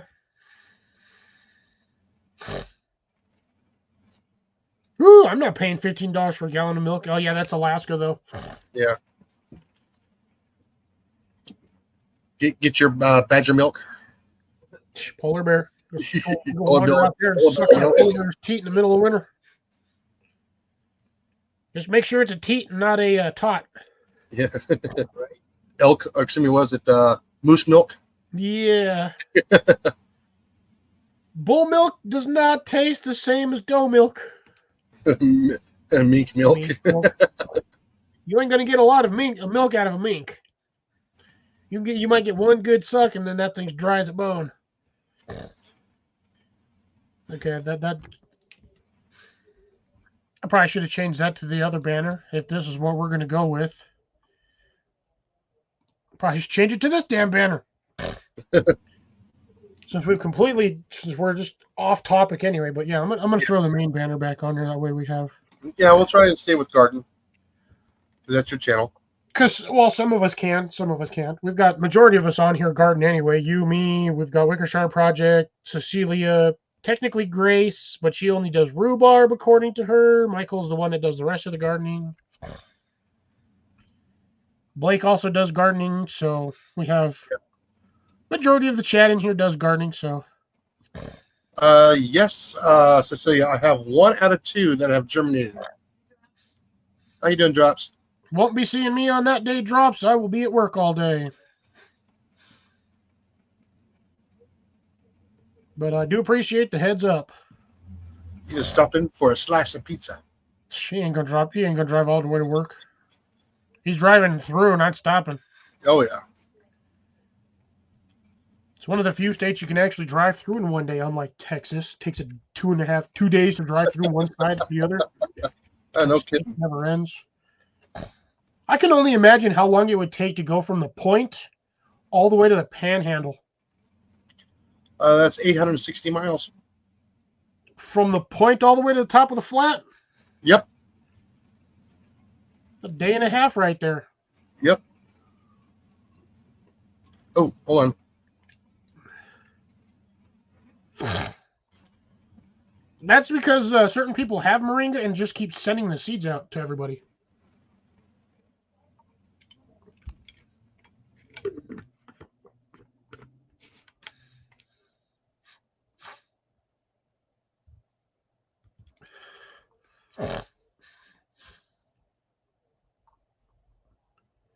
Good evening. And now CR's here. We're talking about gardening and not food. Yeah. CR, where were you an hour and a half ago? When I started the chat off full on strong about talking about food.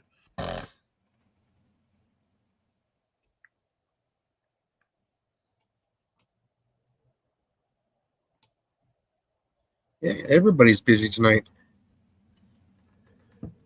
I got about 50 messages on my phone. Jesus. Yeah. Between all the YouTube, Instagram, weather, all that news.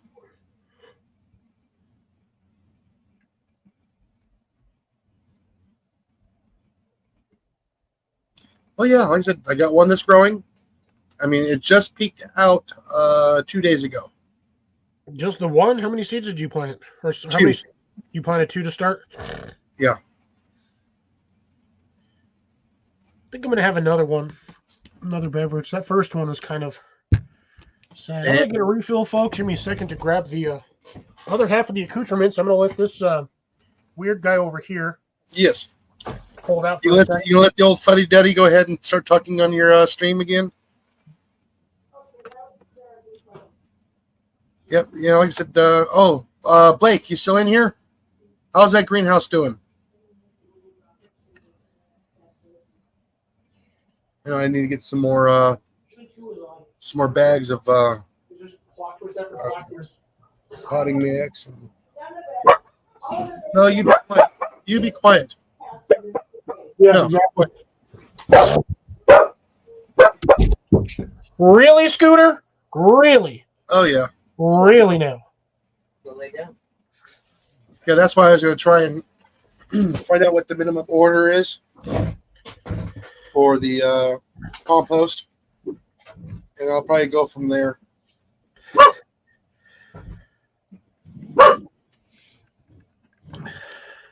Yeah, so I need to break up some of my sticks that I have up in the yard.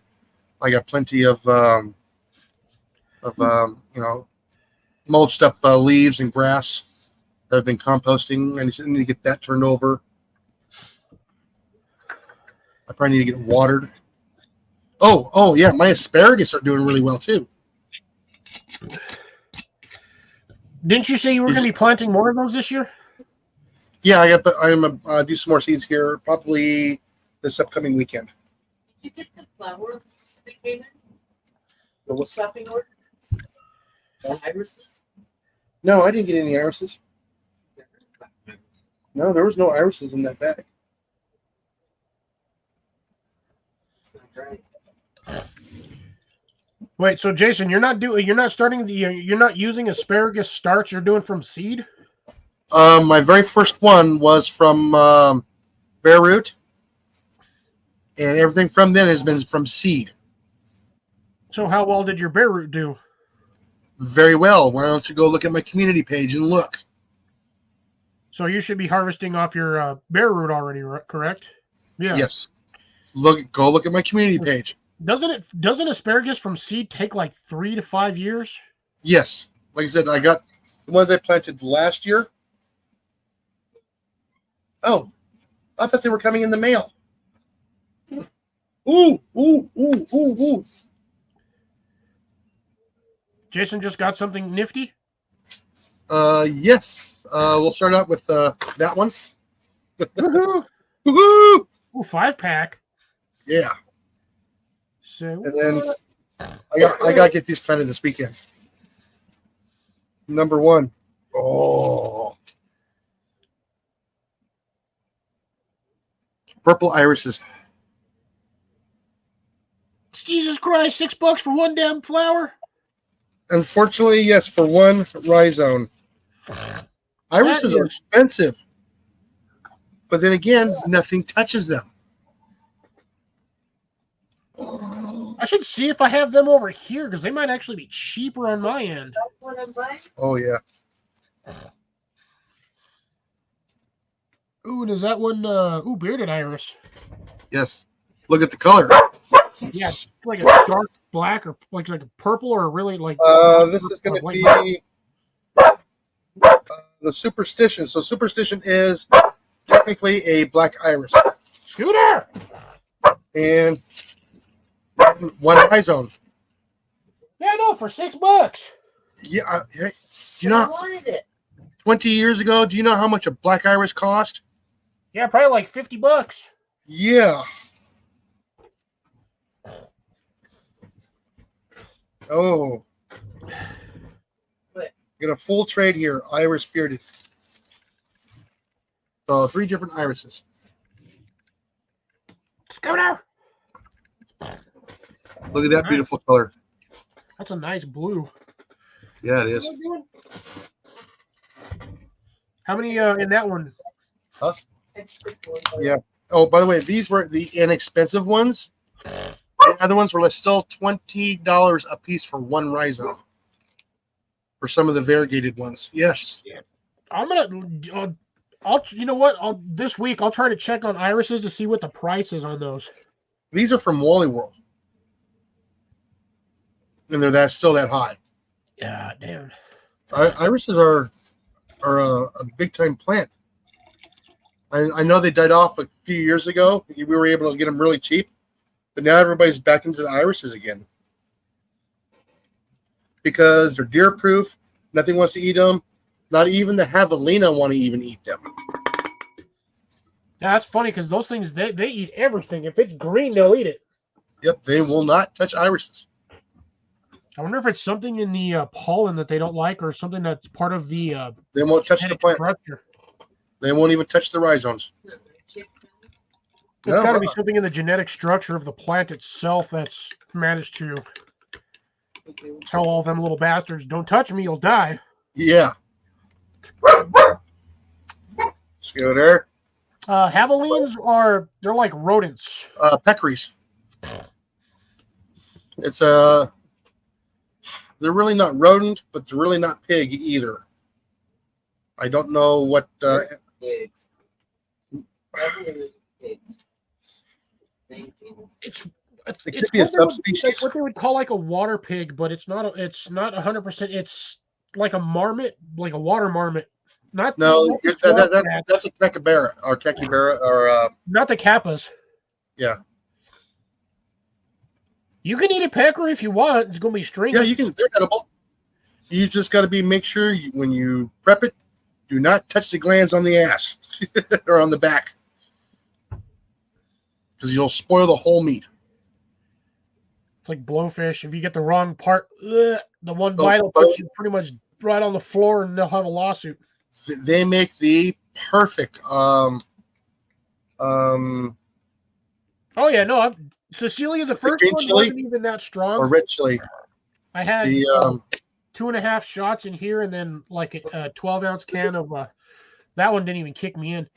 But the second one will be full strength the spicy drink. Yes, I did eat enough. Mexicans eat. It's there, and I can't think of it. I also have a big old jar of cookies. Big old jar of cookies. Starts with a C. Starts with a C. Oh my god, I can't think of it. I'm having a brain fart. What are you talking about? The spicy breakfast meat. Chorizo? Chorizo. Yes, thank you. Evelina make perfect chorizo. Oh, it's okay. I know what the Hevelings are like. I want to say they're like the little striped pigs, the ones that have like the little stripes running down their backs. Yeah, kind of. Yeah, they're small. Maybe an older one might hit 80 pounds. A buddy of mine hunts them. He takes people on hunts for them. Yeah, Javelina peccary. It's basically just like a small pig, it's like a miniature boar. Yeah, but I think it's part of the pig family, but it's not really a pig. Yes, they do have tusk. They will rip you up if you give them a chance. Oh, and they're quick little bastards too. Yes, they are. They're very, very skittish. Almost impossible to bow hunt. Unless you're really, really good. There's all kinds of songs about javelinas, but not really much information on the actual thing itself. I'm not an all flower guy. I'm certain flowers. Oh, not a small one. Damn, that's a huge ass one. Dudes, those guys got one with a it's in a long. Oh man, those things are in New Mexico. Shit. What did you do? Get it with bow? I'm looking at the image now. Yeah, he got that with a compound. No, like I said, that's an accomplished hunt right there alone. Dude, this one here. Let me show you. Let me show you what I'm looking at. This thing is a big ass. This is a huge ass picture. What the hell am I doing here? Wrong window. I'll be right back. I'm gonna go grab a. Shar's I'm gonna grab the 7. Let me show you real quick. This is what a javelina. This is the one I'm showing you. This is a. Yeah, and if it is processed correctly by somebody who is experienced, it is actually quite delicious. So there's the one I was looking at, Jason. That guy got that with a Yeah. nice compound, but look at the size of that thing. Yeah, that is a big one right there. That is a full-grown dog. Look at the size of this one. Holy smolies. That doesn't look like a peccary. That looks like a. That's a javelina. Yeah, he's. That sitting. looks more like a wild boar to me than anything else. Yeah, it does. Like I said, he's sitting way behind it, and the camera's up close to the pig there. Oh, here's a good Yeah, one. you like Holy flowers, shit. right? Damn, look at the size of this one, Jason. Yeah, certain flowers. Yeah, that's got to be a rare thing for them to get that big, because I've never seen them that big. Yeah, usually they're like small. They're usually no bigger than Yeah. like a medium-sized dog. Yeah, so I'm wondering if other hog pictures are getting in there, and people are saying, "Oh, they're javelina or peccaries." Yeah, because see, this one here, that's definitely a boar. Well, the one crossing the road right there, that's a javelina. Yeah, that's what I'm saying. They're usually no bigger than like your standard like collie. Yeah, or About a little bit, well, maybe about the size of the coyotes down where you're at. Yeah, the coyotes would probably see one of those and run. Is that natural to the United States? Was that brought in here for a food source or for a hunting thing? Most likely they came in on a boat. With the javelina, Yeah. So it came up from Mexico. When the hell did I? You know- I don't even remember clicking on that. you got your normal petunias, right? Yeah.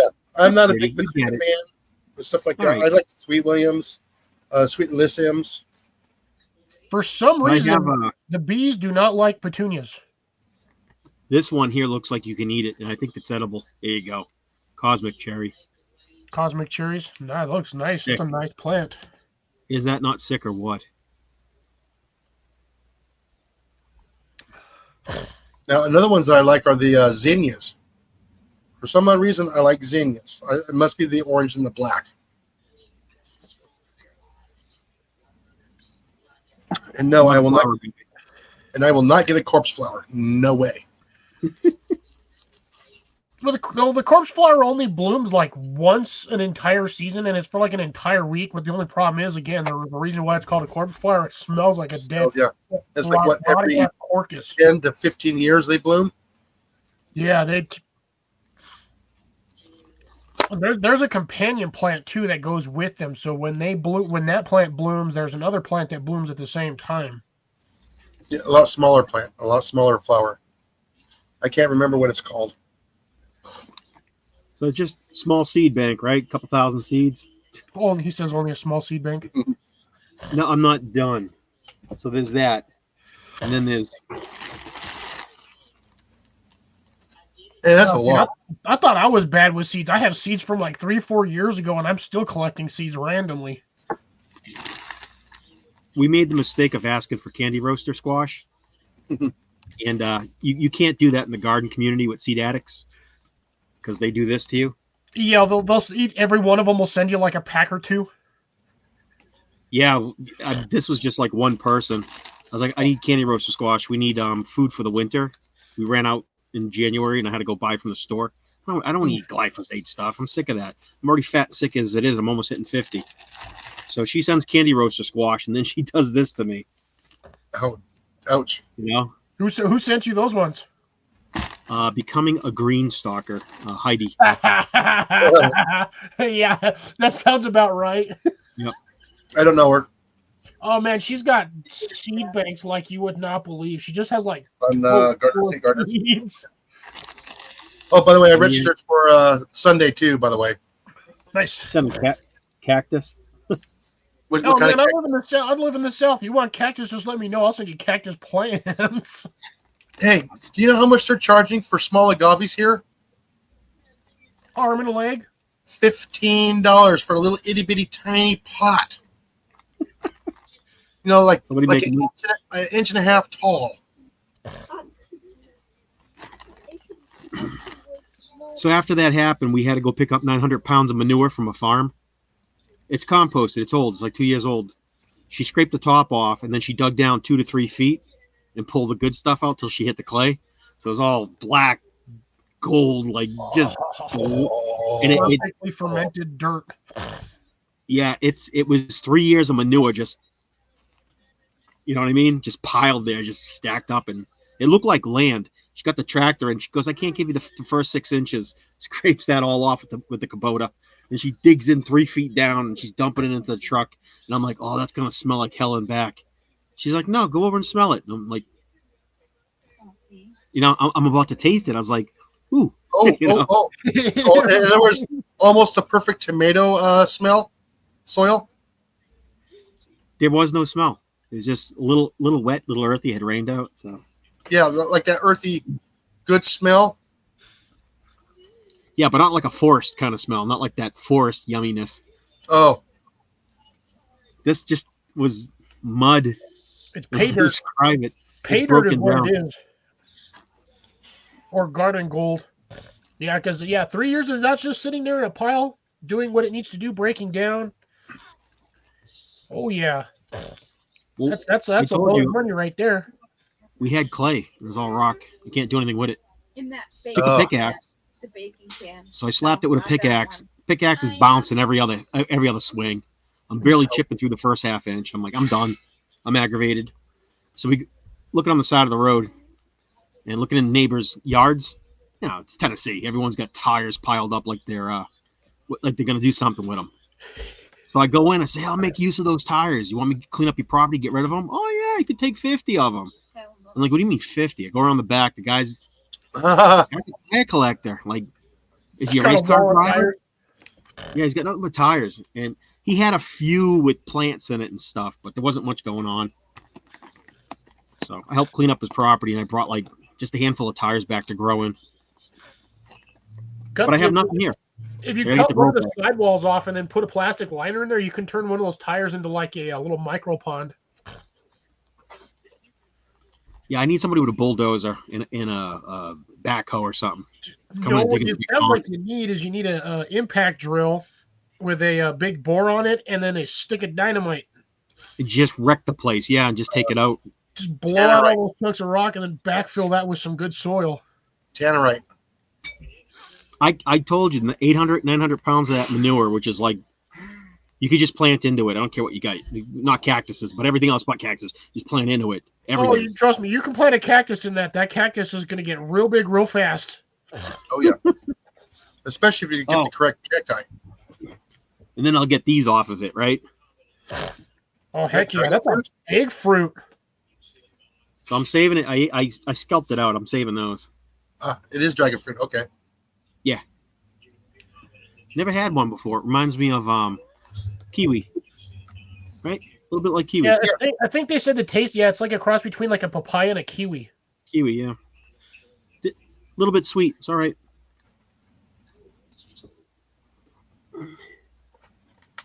Then someone sent me stickers. They made my stickers. Isn't that sweet of them? Oh, nice. Oh yeah. Right? Yeah, it's cool. Gave me like 100 of them for free. So we got these big I got seed banks. So I'm sending the seed bank out to India. It's Star Homestead India, Revan. Oh, okay. I've never known a homesteader in India. Who homesteads, you know? He's got chickens and he calls them his pets and they're his girls, you know, and he pets them and they're friendly. And his neighbors give him the dirtiest look like he's like crazy. I don't know, it's like he's doing something wrong. And they're like, oh, Dad, you can't do that. That's all food. You know, you don't pet the chicken. They cut the head off. That's it. Eat it. What do you do? You hold it. You pat it. What's wrong with you? You know, like you give them dirt. Like I'm like, Rev, don't listen to them. Do your thing. Grow your food. We'll send you seeds. That to me, that's just like depending on how many he has. That's free eggs. Like every day, that's 5 to 10 eggs that his ass is getting. And I'm pretty sure eggs are expensive in India. Yeah, like I said, as far as I've seen, he's had the nicest looking eggplants. Yeah, we're gonna send him eggplants. I got a bunch of weird stuff. You gonna send him the big black beauties? Yeah, I am gonna send him those. I thought he would find those boring. I find them boring. You know what it is? Every time I go to the store, I keep forgetting to look for the males. I always get the females and cook them up. They load it with seeds and they're bitter. And I'm like, why did I buy this eggplant? It's like, oh, it's cheap. You gotta look for the males. The male eggplants are a lot sweeter and less bitter. How do you tell the difference by the between a bottom male of or it. a female eggplant? Look on the bottom. If it's kind of big and round, it's going to be a female. If the dot, little dot, that's the male on the bottom of the plant. Really? Okay. I think I might have a male plant then. Just keep that in mind. And the males are going to be sweeter. The females got the seeds, and like most female things, they're bitter. Okay, so then maybe mine is a female because mine has a lot of seeds. When the last one I popped open, that thing was loaded with seeds. You got a girl plant, yeah. Yeah, I usually cut those in about half inch and bread and butter and some egg and fried up in a little bit of oil. Yeah, oil, garlic, and then I put cheese on them. Mm-hmm. Oh, I haven't thought about putting cheese on them.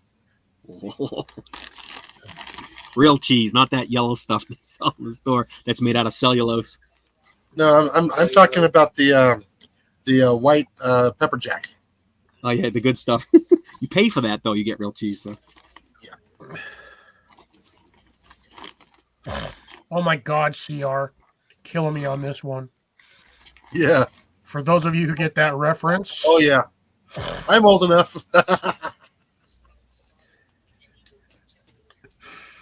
CR's funny. And now you know. Male and female eggplants. Yeah, definitely the black beauties. I know that for a fact. I don't I think had that no carries clue. over. No, Amanda, you're not bitter. You're just spicy.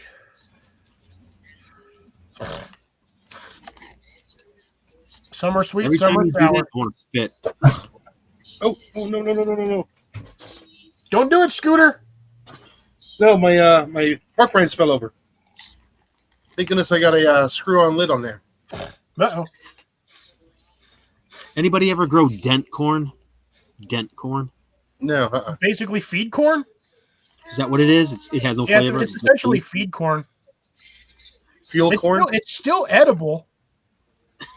An emergency, right? What do you make a flour out of that? Yeah, you can do Field- flour out of it, and that's probably your best bet on that, or a cornmeal. That's what I want. I want peaches and cream. Well, that's a good one. Sweet corn, yeah. I've had a hard time growing that myself, but that's because, like, again, I live in the desert, and I had a good crop growing last year until I had a massive windstorm, and it knocked my entire crop over. Good I luck getting was- to them. Pissed. Do you have any Indian blood in you whatsoever? American Indian blood? No, I do not. I'm a European and Spanish. Damn it. All right. Oh. Just lie. Go to the reservations. Bring some money, cash. Bring my cash. Go to the reservations. Ask to go to the seed banks and get their post-apocalyptic corn. You plant it in dry dirt and it just grows. It doesn't have to rain. Oh, wow. Oh, I wonder how well Yeah. that would work here. You know, that's what they're saving in their seed bank. So they're like, yeah, when this glyphosate GMO stuff goes haywire and nothing else survives grow. and nobody can grow food, they've got these natural things that just grow in the most harshest of environments. So that's the wonderful thing about GMO is I hate to say it, GMO, it has its benefits, but at the same time, It's a Achilles heel. it sucks. But here's the thing. If you're growing GMO foods, after about the third or fourth year of growing from that same plant, by the time you get to the fourth strain, it is no longer GMO. It is now officially at that point an heirloom seed. It no longer Okay. has the GMO traits. Once it's at an F4, as you call an F4, Something like that. something like that, yeah. But yeah, after about the third or fourth generation of planting from that GMO seed, and you just keep planting, you just take one ear of corn off of each generation and you plant it. By the time you get to the third or fourth season, it's no longer GMO. It's at that point considered an heirloom, and at that point it is 100% genetic. It's basically defect and genetic free, but you're still going to have the original crop genetics. So you might get that one corn stalk that's going to be every other corn, because that's how that stuff grew in nature originally before the government started modifying, putting everything in there to get these. What we see now is those absolutely perfect corn stalks. Now, how's your corn doing, Cliff? Mine, I actually posted it on the video. They are about a foot to 14 inches tall right now. They're starting to get that nice red coloring. The roots have all stuck out the bottom, so I have like a half an inch of roots all around the bottom of the pot. You're gonna have to cut that pot out, put them in the ground. No, I'm just gonna pull them right out of the pot. Yeah, So but yeah, they're little like 1.5 by 1.5 square pots. They're like 3 inches deep. All I got to do is push the bottom up, and that thing will slide right out. yeah. Next year you're gonna have to put them in the peat moss ones. Cliff, do you do persimmons? I do not. I have a really harsh environment when it comes to trying to grow citrus. I have struggled over the last 3 years to grow citrus. I actually, at one point in time, I lost 3 citrus plants in one season. I What cannot about, keep that here. pomegranate? Have not done pomegranate, mainly because I haven't really had a need for it. Also, the fact that technically the property that I'm on is not my own. I am, we'll say, with family. We'll just go that far. I am allowed to use a certain amount of property space to grow, which every year seems to be a little bit more here and there. But that's only because that the benefit of what I'm doing is providing myself, my neighbor, and a good portion of my extended family food. Especially What with about a lot of pawpaw? carrots. About what? Pawpaw? I have cactus everywhere down here. I go down the street, the end of my street, dude has an entire area. It's just like 30 feet of just straight cactus. And I can get those little fruits off of there. Every season, there Yeah. are hundreds Oh. of them. Pull some off for me this season and send them here. They don't want P-A-W-P-A-W, pawpaw. Pawpaw, the Pawpaw. tree. The tree. No, it's a cactus fruit. No, I'm saying, do you grow pawpaw? The No, I figs. do not. Me personally, No. I do not. They are, It's a they are tree. everywhere down here. It would be dumb for me to ask if you do hascaps. They don't like the heat at all. Oh, there's a Honeysuckle, the lot little, of things that I can't grow down here because the heat will just fry them within like Fry 'em. 2 days. Yeah, and then winter kills them because they freeze. Yeah, my climate. I live in the south, like in the desert. Like I'm in New Mexico. Our temperature range goes from anywhere between 15 degrees to 115. to hell. Yeah, hell. So it's like you're burning in the pits of hell, or you're sitting on the Arctic shelf. That's how Circle. cold. Like my temperature range fluctuates. At least way he's dry though.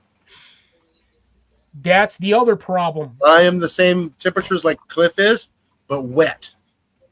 I have that ridiculous dry heat. I had to pick up Nantes.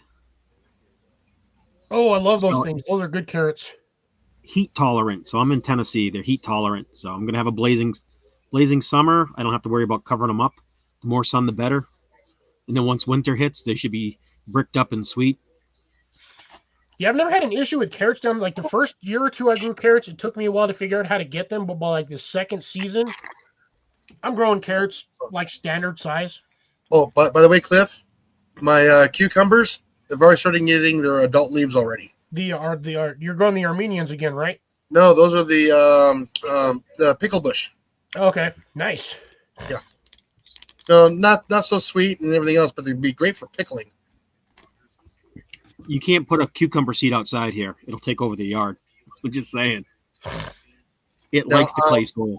I'll probably, since I got the new trays and I got some more some pots that are available for me, I'm going to go ahead and do the Armenian cucumbers in one of those barrels. That one's for you, Wickershire. That's going to be in one of them too. each. Huh? Or together. Probably together. I'll probably do one of the 3-foot circles with the peas. I can't remember the name. It's like with the corn and the, trade wind seeds or swamp. something. They're like rare seeds. They carry all sorts of persimmons and stuff. Trade wind seeds. I think that's the name of the place. I thought persimmons was a citrus. I thought it was like a little mini orange. Okay. But, Yeah, I It's want like- to. oh, I want to do the. it reminds me of a tomato the, for 3-foot some circles. reason. Oh, okay, gotcha. Okay, no, It's I'm It's looking sweet at it. though. Get one.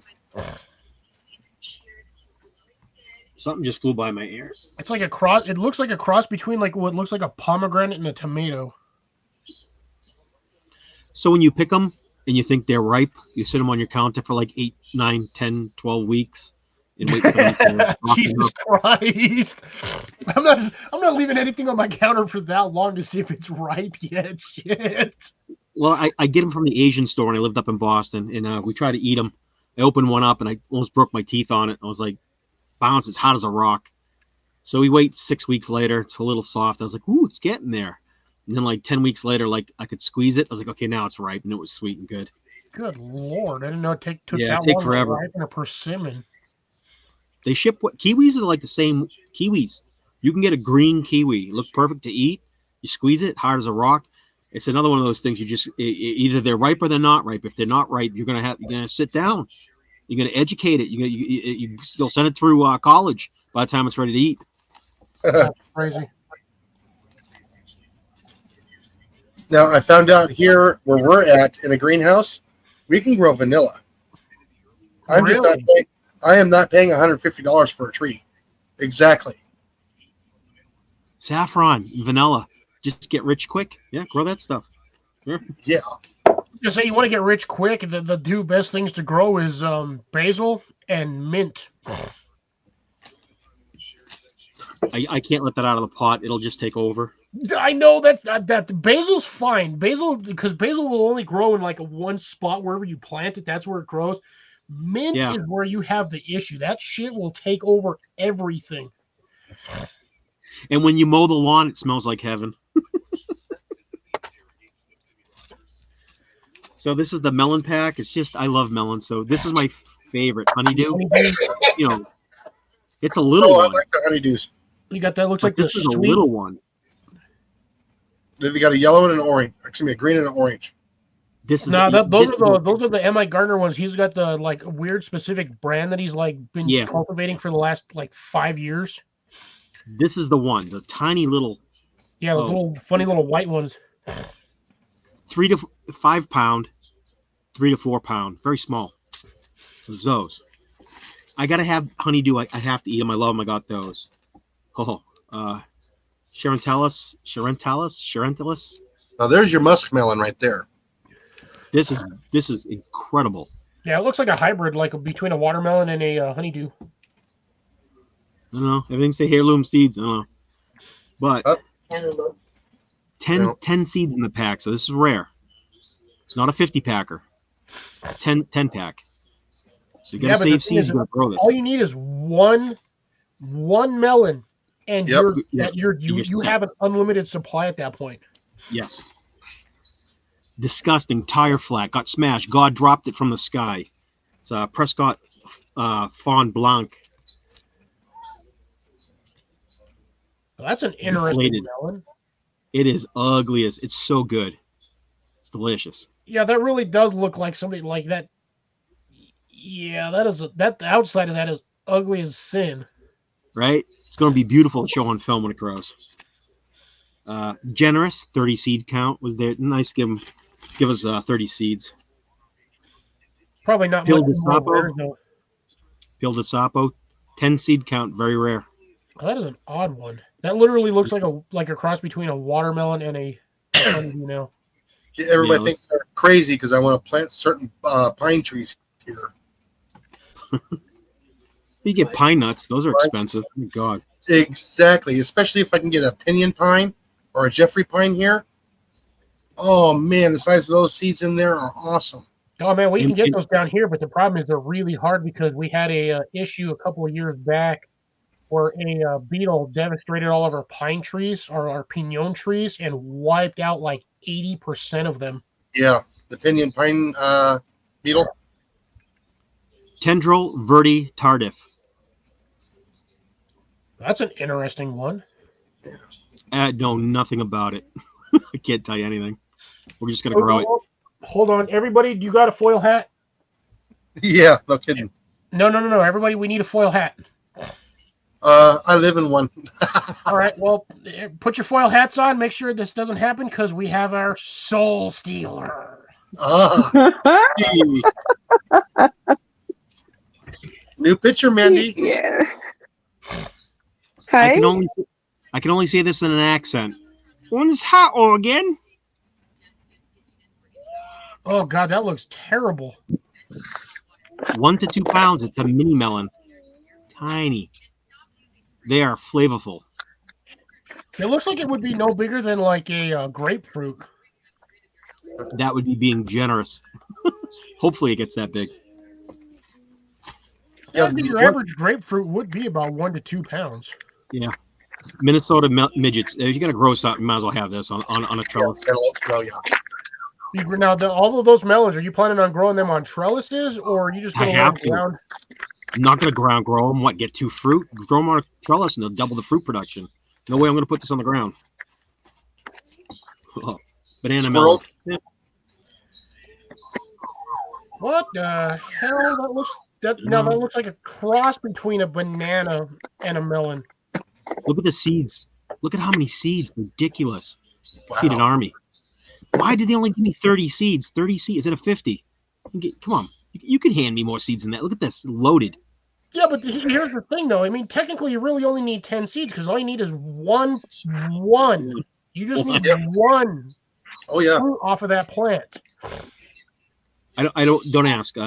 Tender sweet orange watermelon. I don't know. It's 25, 30 pound melon. It's huge. What am I gonna do with this? Grow like 14, 15, 20 of them and sell them for like $3 a piece. $8 a piece. The people pay. They're like this. There you go. Right, $8 to $10 a piece for a watermelon. That's it. I mean, that's what we get here from the back of the truck here. Yeah, they're expensive. I had to get that Armenian yard long Yes. cukes. Those are so delicious. You like? How do I eat them? Butter? Fry them up? Chop them up? Raw. Pickle them or raw. Pickle or raw? I could just pull this and eat this. Yes. I don't. The skin's it's all cool. So just eat it and be done. Yeah, I mean, just if you want to, you grab can it, probably eat it, yeah. potato peeler it. No, don't have to peel them. Don't have to peel them. Like I said, those the pickles you get in the jar for the full pickle for the hamburgers. That's them. No, nice. Yeah. This is a bush variety. This thing's prolific and it's freaky. Turkish orange eggplant. What the heck? Oh, what? What I said. It's not ornamental. You can eat this. Those are pretty. Yeah. No. They're eggplant. I'm definitely going to have to say this. If you get those things growing and you get a couple of seeds, you're going to have to send me some of those. That is Yes, You know, please, yeah. please, Yeah. please. Yeah.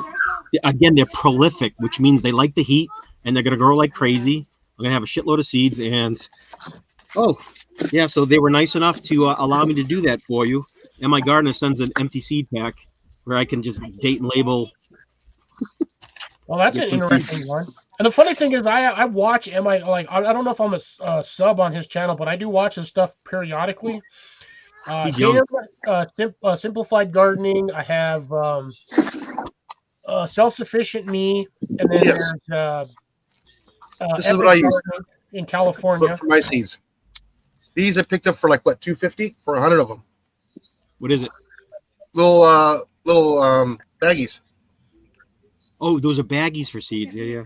Yeah, I get a pack of them for 100 of them for like $53.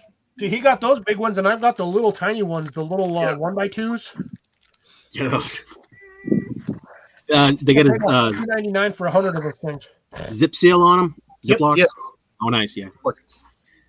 Now I'll use plastic for old seed. You know, it's been drying there for a couple of months. But if I get a fresh fruit and I've just dried them, I'm gonna want them in a paper package or wax something. But I would be nervous putting them in a plastic bag.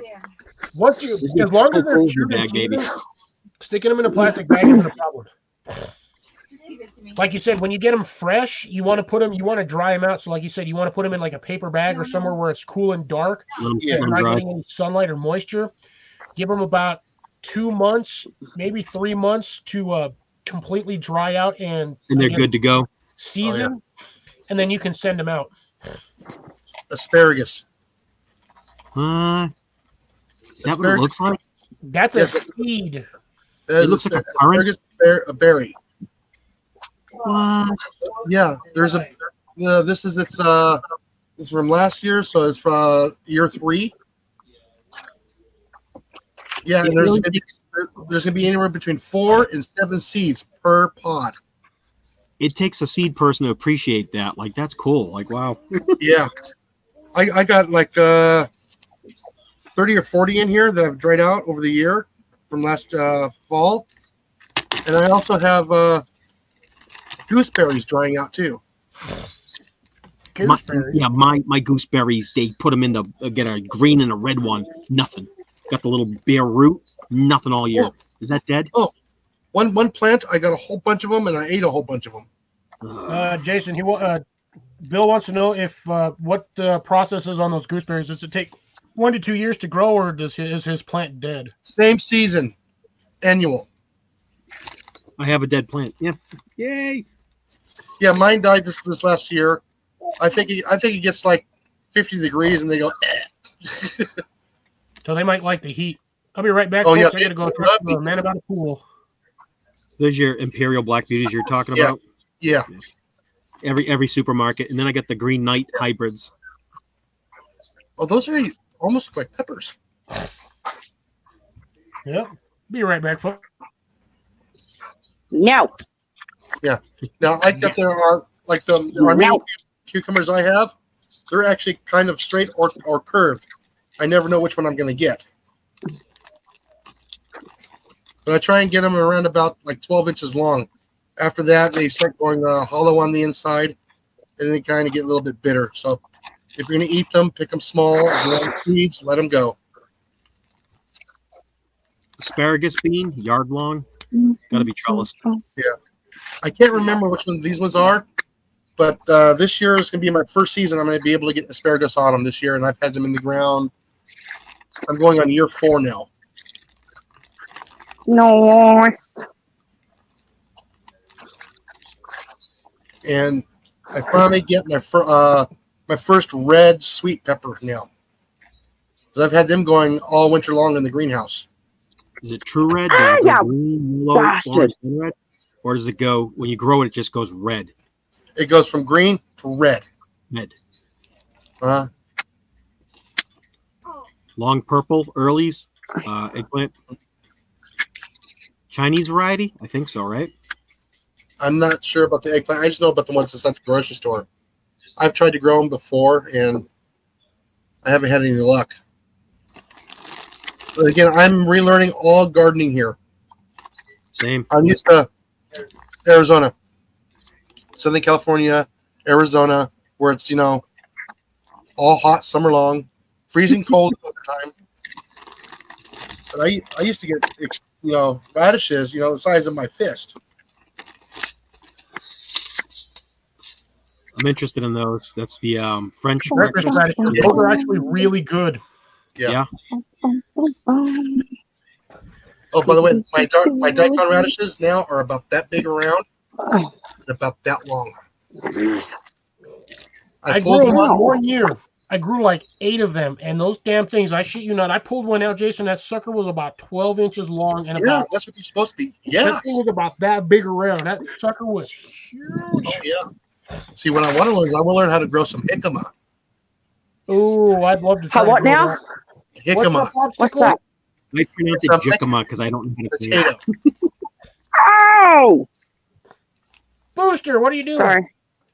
No, the freaking cactus keeps biting me. I'm trying to make sense of my mum's greenhouse because it's been neglected for so freaking long, and she won't let me do anything. So she's gone out. So I'm dealing with it. Haha. I'll show you. Settings, camera. We don't want forward facing. We want facing back. Yeah, because Facing if that one looks directly at us, we all lose ourselves. Oh yeah. Right? What is it? Don't look at the coffin. Oh, Just don't look. there we go. Don't look in her eyes. You'll turn her stone.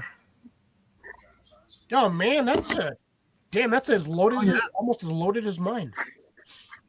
Yeah, but yours is smaller. Yeah, that Waste. looks like the whole side of the house. Yeah, no kidding. Why is Oh, Well, it is. your son We built it off the side Yep. of the house. It's Mum's dog Man, licking where the. are you? Why is your sunlight? I'm in Western Australia. Australia, okay. Listen, are He's bikinis licking. for men really called budgie smugglers? Oh man, it's nasty though. It shouldn't know. It's just wrong. So yeah, I'm trying to make sense of this. She's got a lot of nice And that plants in there. I mean, everything looks like it's going. Oh, one that of those. Yeah. keeps attacking me. That thing is normally supposed to grow straight up. That's supposed to have a support. Yeah. Was that a totem pole cacti? Yes. I don't know. Oh. And we got plants all in there that I've got to get to, and then we got those ones, and So then I'm them gonna- ones. Wait a minute. Go back down. Was that a jade? Oh, what now? Go straight down. Go straight down. No, go to your. That's the mother-in-law's tongue. Go to your right a little bit. The plant with the small round leaves.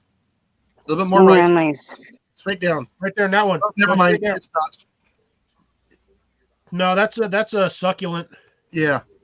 Well, Rubber a jade tree plant is a succulent. Yeah. That doesn't look like a jade You got plant. though. these That's ones got too. long leaves.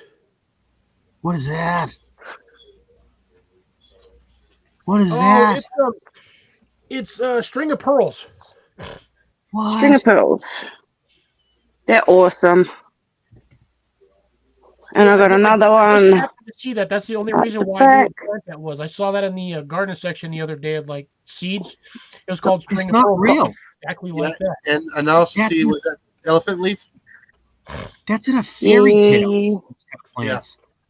The pearl plants. That's a fairy tale. That's like Disney You or got something. them ones. It's Oh, you crazy. got those ferns. Like a fern tree. And that fern. Whatever's in the back there, I don't know what half of these things are called, to be honest. Yeah, it looks like she's got some wisterias in there, some elephant ear, some And the African, ferns. no, the I one with think- the split leaves. I can't remember. It looks like It looks like corn. bamboo. Bamboo? It's not bamboo. No? It's not ginger. I don't know. I can't remember. I already get the grass from out the back, man. Like, how am I meant to get that grass? And then you got these ones, which are your chain of hearts. And then they flower. Oh. And I see spiders. Yeah, I got to get rid of the cobwebs too. Focus. See, that's my Yes. problem half the time There I'm we go. live.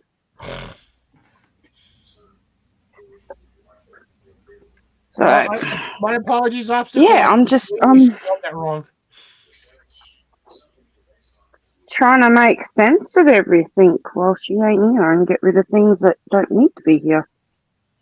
No, Anything ground thing that I don't I would like. say just let it go because that greenhouse looks like it's thriving. Yeah, it is. It is and it's not. There's a lot of dead grass that I got to get out. There's a lot of what's that? Hoya, whatever that is. Host You got a Hoya? Hoya, You got a Hoya? Hoya. How rare that plant is? I got a Hoya. Oh, I dropped my earbud. Oh God, where Especially did that go? Don't fall in the cactus. It may not look like it's got needles on it. But that is a Hoya. Has that Hoya bloomed yet? Yeah, Mum. Yeah, several times. Yeah, those are like little porcelain flowers, so that's why they call it the porcelain plant as well. Look at the dirt for a minute, would ya? All I see Where is did it go? I'm looking at Satan's beehole because it's dark as shit right now. somebody's black Oh, hole. I've lost my earbud, man. Almost got you, Cliff. Yeah, I'm going to shut down my stream. I'll still be in chat. Tiny home people need to move around here. It's nighttime. Alrighty. It's going to be time for me to go here shortly. Thanks for Nice thanks for meeting you. having me. Nice meeting you, Bill. Stand up. Yeah, pleasure to have you up here. You're more than welcome to pop up anytime you want, Bill. Oh. Alrighty. Boo Boo, are you there? Let's say hi to Boo Boo. Where's Dude, Boo? that's the wrong chat. That's not Hi, going to Boo work. Boo. Do I not have? I do not Hi, have. My, Boo Boo. I picked him up. Let me do this here. don't have him on mine, but I do see him often enough, so I can always pop on whenever. I have it. I have it. Hold on. Lucky eye. Damn it. Is the wicker shot? Here we go. I got a brain fart sandwich and a pickle jar.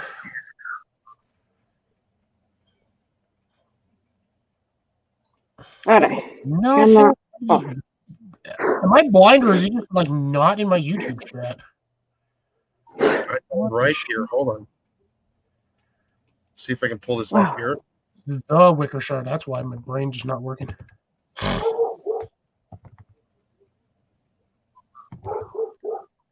What do you think of me greenhouse? That's kind of awesome.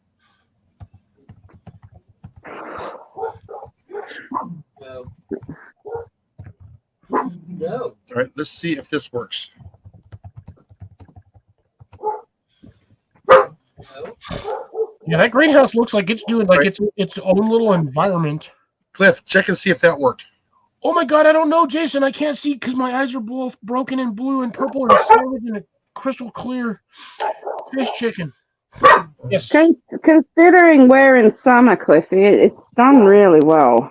Yes, it works. I checked it Yeah, on my that, tablet. that link is good. Scooter, be quiet. I know he's barking. Yeah. He's outside, which is a shock. Hey, Boo-Boo, it's because I'm out here. And that dog you can hear in the background, that's Mum's dog, Chevy, barking. What you need to do is you need to drive him to the levee and leave him there. No, Mum would kill me. I have a blueberry plant, too. It's a little, it's doing okay, I guess. I like that greenhouse, Mandy.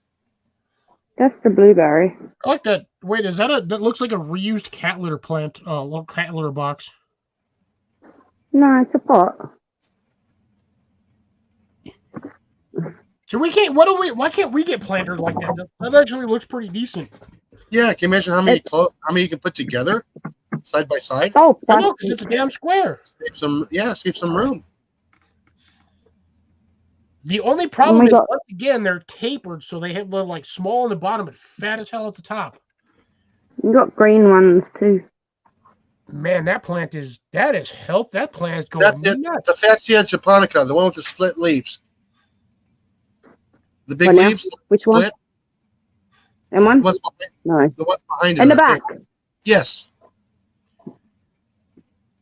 It looks like a furnicus. That one right there. Yeah. I was trying to That remember the thing's name of it, going. but I can only remember the botanical name of it. I can't remember the common name. That thing's going hardcore. Like, most of the plants are doing good. Some of them could use a little more water and a bit of saving, but Actually, I think what you need to do is just run like 2 lines of like misters across the top of that and just mist them every couple of hours for like a minute or two. That place will take off. That's probably what got she listened to. sprinklers. Yeah. I mean, I gotta fix them, but we have sprinklers up the top. Okay, so she does have a watering system in there. Yeah. It looks like, I'm telling you, man, that looks like it's doing good. I would have a blast in there organizing stuff. yeah. The only thing I don't see in there is a sago palm. A what now? A sago palm. I got a palm here. No, a sago palm. That's your standard palm fronds. Like Yeah, that looks like a queen's palm. Looks like it's doing I think good. that's the only That palm fern is in doing there. nice, too. Oh, we've got this one. Yeah, it would be better if she was a Stop biting me. Oh, I suppose I should do that. Yeah, oh, there we go. That's looks like heavenly bamboo there. it's a palm. No, I was gonna say that's the bamboo. You'll know bamboo when you see it. Yeah. Trying to remember the name of that one. And then we got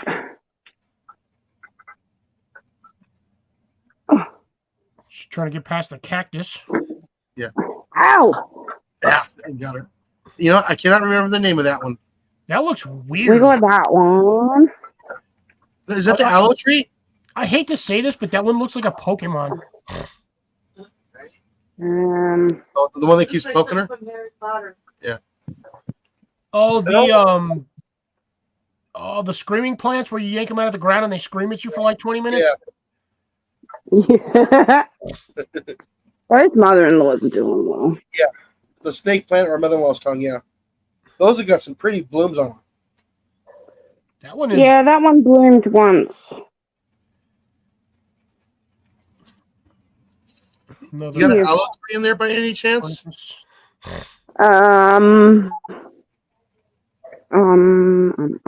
is it the grass tree?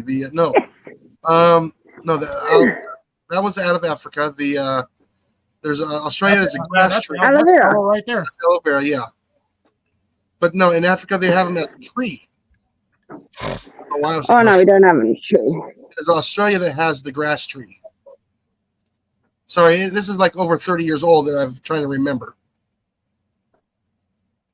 We call them black boys, not grass trees. Yeah, it's weird. It's a trunk Wow. it's like got a trunk, and there's a big old giant grass all over the top of it. Big old giant ball. Yeah, they're black boys. There you go. Yeah. I have no clue what that is. It's illegal to own them unless you buy them from a certified dealer and you have a certificate to go with those trees. That one looks. I want to say it's a Cana, but the plant that's the wrong kind of plant. I wonder if that's part of the Dichondra family. Yeah, now see that's That's a elephant ear right there. That one. Or that split leaf. Yeah. Yeah. Those things grow wild here. I'm actually surprised that only has one leaf on it. Those things usually have like 4 or 5 fat, huge leaves There's on them. more Hoya. Yeah, that's the bit broke off of the main plants. We planted it. Yeah, the problem is if the stem by the roots break off, the plant's done. And I then, lost mine because of that. and then yeah, it's a bit of everything in here. I mean, I Okay. had, That cactus down on the floor, that honestly should have a post to keep it vertical. Those are supposed to Yeah, grow because straight it's up. got little blockets. That's some. Yeah, those need to be pulled off. That thing's trying to grow into the dirt. Yeah. Those are roots that it's trying to put in the ground. ow, pricky sucker. Yeah, those need to be I'll trimmed off. find somewhere for it over here, and that way it can like grow up that. Just need to put a little 1x1 piece of wood post in there or a plastic post, and then just kind of like slowly work it up. 'Cause that plant is supposed to grow straight, not crooked like the way it's growing. And it's supposed to be a lot fatter. Well, look at the size of the pot that's in, Jason. That looks like an 8, maybe a 10-inch pot.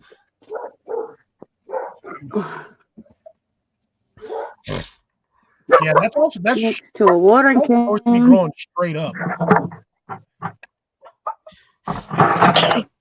Scooter, quiet. Hey, hey, I hey. think we saved that one. So yeah, that's I will say that the greenhouse is cluttered, but it's doing it. Looks like it's doing pretty damn good. it is very cluttered, and I had this about 6 months ago sorted out so you can actually walk around, you can see all the plants, and then it just mummed. Yeah. Still doing good. Yeah. At least you've got full ventilation in there around that whole. There's like that No. 6-8 inch gap around the top end of that. Yeah. There's a tarp on the back of that to stop Booster pushing through and to give us a bit of a wind block because my bedroom window is just there. So he jumps out and then runs around. But yeah, just going to take a bit to. A little bit here, a little bit there every day. It will come out really nice. Exactly. Ow. Those buckets get you.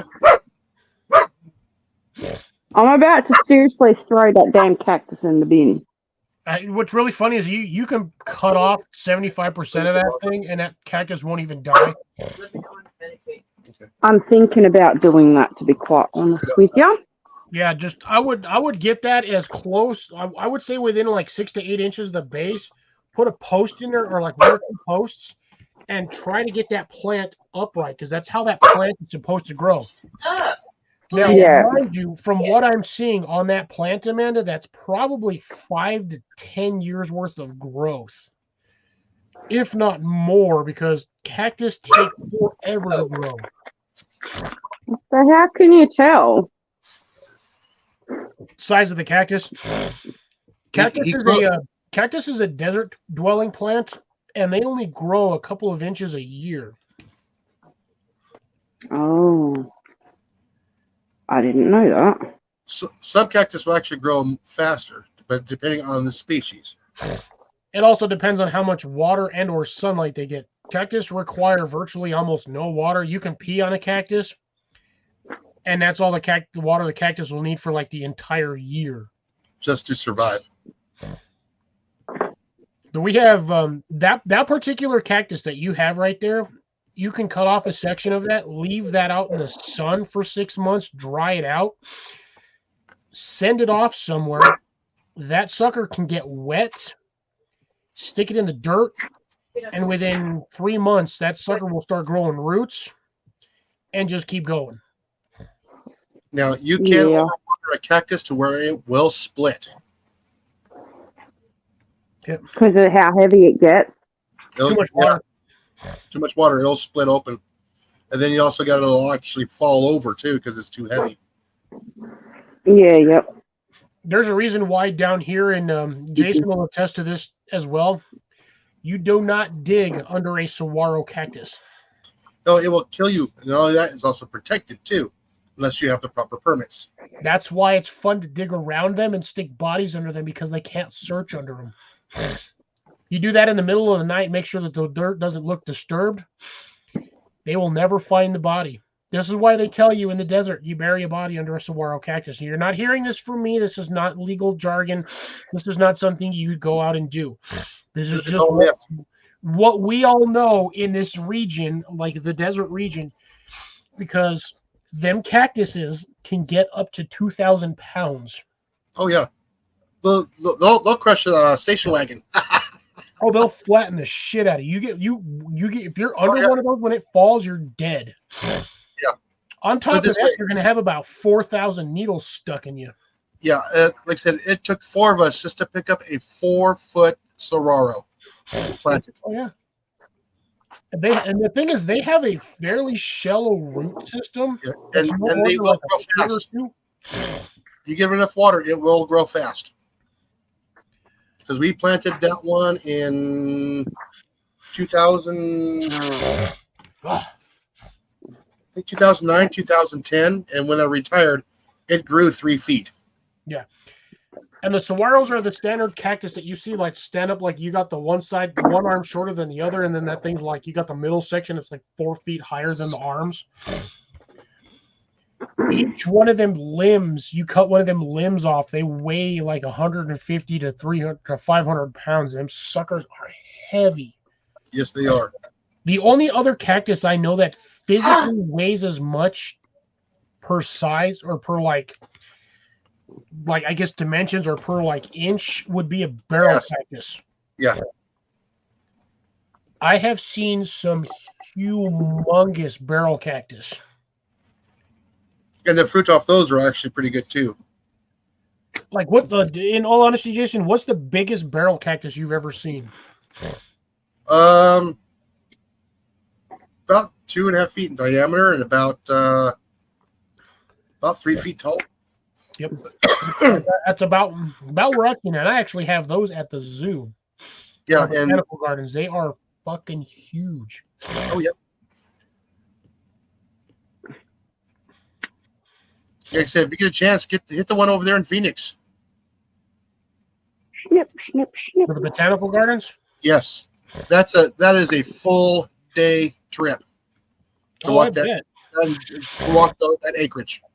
Our botanical gardens aren't that big. You can do it in a couple of hours, but there is just, I mean, if you want to stop and look at everything, it'll take you a good 5 to 6 hours. Yeah, the Phoenix Botanical Gardens will take you all day. Might have The to only- consider taking a trip over there just to check it out one day. The biggest one I've been to is the one in Arcadia in California. The biggest botanical garden I've been to is Florida, I think. I haven't been to one, to be honest. Now, see, I would assume Australia, for like the most part, is going to have kind of like similar plants to like what we have. It's going to be a lot of desert plants that require virtually no water, and they just keep going. Unless you're in the tropics, then it's different. Let's see. Let me pull this up real quick. Well, but yeah, I mean that's the tropics. You're going to get tropical plants in the tropics versus desert plants in the desert. Most desert plants will not survive a tropical climate. They will just kick over and die because they're getting too much moisture. Yeah.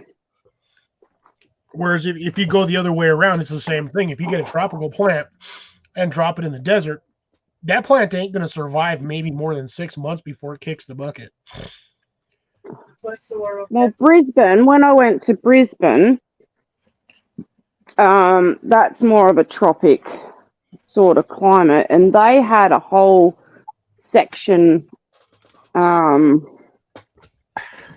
where they had succulents and everything else, and it was doing really well. So they have the best of both worlds in that garden. Succulent? There you Good one. Okay, let me go back over here to Google Earth. This is the size of the Desert Botanical Garden. Okay, this is the parking lot for the garden, for the Botanical Garden. It stretches all the way along this road, all the way around here, all the way up to the top of this mountain, and along the edge of the canal right here. And you can see all the different trails. And down in here, it's really nice and cool in here. And there is a little pond. Where is it at? Did they remove that pond? No, it looks like it's right There there. it is. Right there. But if you go up here to the top, they actually have telescopes up here. Did you pay like, 75 cents? And there you can see all the saguaro cacti, all the blacks, all those little black streaks. That's all the shadows of the cacti, of the saguaros. And right next door, believe it or not, is the Phoenix Zoo. The zoo? And the Phoenix Zoo is another full day. Yeah, that looks massive. Oh yeah, and up here is all where all the lions are going to be right over here next to where the golf course is. It scares all the new guys all the time. This is one of the city's golf courses. I come up here and I would help every once in a while. Question is, how many golf balls have they actually recovered out of the zoo? Oh, quite a bit. Probably. Right in this area here, yeah. But it's funny is when the lions are roaring just as the sun is coming up, scares the bejesus out of everybody. This is the mountain goat enclosure right here, and you'll see them up on the top of the hill. God damn, that's a Mighty big goat. enclosure for goats. Yeah, they got mountain goats here. But it's a very, very beautiful zoo. And it takes a while to get all the way around because there's just so much to see. Yes, they have alligators there too. Yeah, Because here's Alligator Alley right here. That's where the alligators are. Like I said, Phoenix has got. When they took the Oh, yeah. Town Lake? Yeah, well, when the Tippytown Lake burst, when the old bladder burst, this one right here, this is the bladder that burst. It took almost the entire day for this whole lake to drain. There were so many fish out there. Oh yeah, that's 2.5 miles long. that's a lake. That's a lake. Looks more like a spillway or like a water retention area. Yeah, There was so many fish. yeah. There's so many fish and so many large carp in there. They brought the alligators from the zoo over here to eat up all the fish. They didn't even put a We'll dent be in it. stepping out in about 30 minutes. Alrighty. Yeah, but this whole area here is absolutely just beautiful here, especially coming up here the next month when everything's gonna be in bloom. Another golf. They have a butterfly pavilion here. Where's that? Right here. That's the butterfly pavilion. It is really nice, and then not too far away is the aquarium. I love the fact that just because it's Phoenix, half those buildings have solar panels on them. Yeah, I mean, look right there. Look at all the solar panels. Yeah, that's what I'm saying. Like that whole rooftop right there, that one square, and then you got the next building next to it. And this is where they have some of the rare tropical plants are underneath the shade cover here. And I can't remember. I think they do have a corpse plant here at this location as well.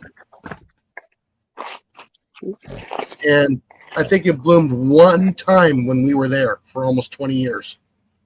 It bloomed once.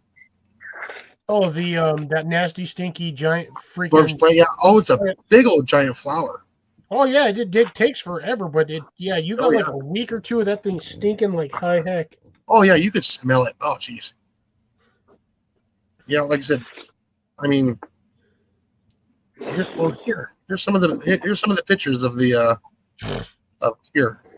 Yeah, those are some They're- good-sized barrel cactus. 115,000 photos. Yeah, that right there is a barrel cactus. That you do not want to sit Yeah. on one of those, land on one of those. Oh yeah. Those ones are about a medium size there. There's a big one right there. Yeah, that looks like it's about 3-4 feet tall. Yeah, and then you got all the teddy bear cacti right here, or the pad cacti. There's some smaller saguaros there. And yes, they do have a crested saguaro there. A what now? A crested saguaro. Okay. I'm gonna see if I can find it. There's the fish cacti right there. I mean, it is, like I said, it is a very, very beautiful, very well maintained. I'm actually surprised they do that in Arizona. They actually still do the Illuminatias. Yeah. Oh yeah. Yeah. Oh, it's a big thing there. See, there's a dead saguaro there. There you can see all the ribs. Yeah, but they still won't knock that down. They'll wait till that thing Nope. falls over. And Yeah. They I'm gonna won't skip touch it. videos. And here's a recreation of the native habitat. Yeah, a little Quonset hut, basically. Yeah. That's the park next door. That's Papago Park there. The Oh, sundial. Cactus sundial. Yeah, and then they have the glass thing that they do every once in a while. That's a Wheeler Desertariani. It's a desert spoon is what they call it. Well, I can't remember which one that one is. More fish hook cacti. Oh, that looks cool. Yeah, with the lights. Oh yeah, they do all kinds of stuff for the evening in the summertime when it's a little bit cooler, and also in the winter. They'll do a lot of night stuff. I'm looking for that that crested saguaro. Shit, I got a shit ton of barrel cactus in there. Jesus. Oh, did you see that that agave in there? Oh yeah. They got the sensory agave in there. They got blue agave. What? Nope, that's not it. See right there, that one got too much water and it split.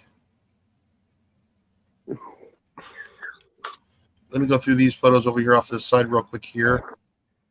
See if I can find it. There's the picture of the pond. I mean, it's just it'd be a little pond. They got little mosquito fish in there.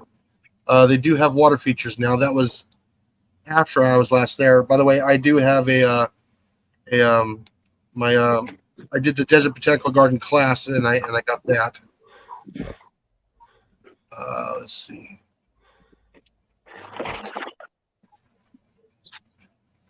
Yeah, but this is like this sorrel has a big old giant crest on it.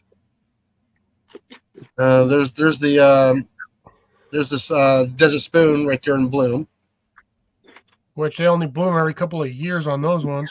Mm-hmm. Yeah, where is it at? Man, that saguaro had 5 arms coming off of it. That's a big one. Oh yeah, they're absolutely huge. Like I said, if you ever get a chance and you're in the Phoenix area, you gotta stop. Oh, I've been through certain areas. I've seen all the saguaros in that area. There is an aloe tree right there on the left-hand side.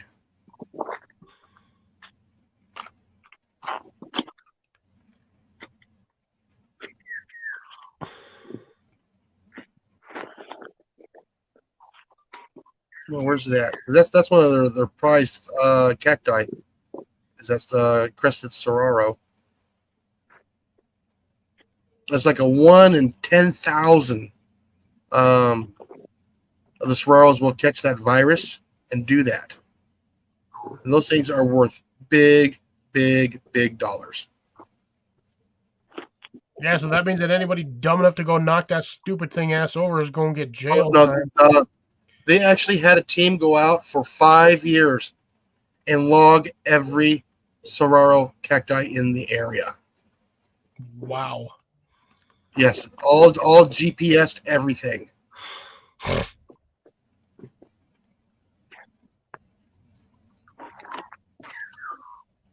I'm gonna guess yes on that one, Grace. Give me a second. I have What'd she say? banana trees in Phoenix.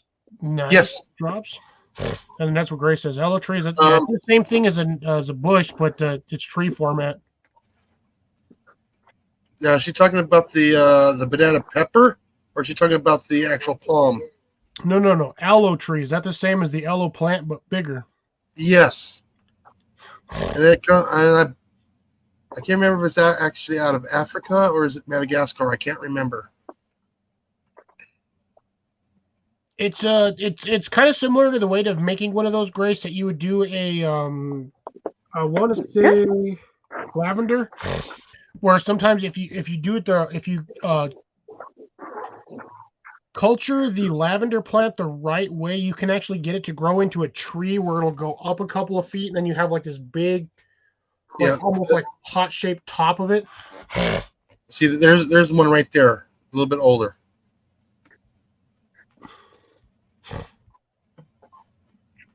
Watch, I'm gonna laugh if Jason never finds this picture in here. Oh, is it? Well, like I said, I'm trying to find the one that's actually there. Not out of this one. I would have to go out and change everything.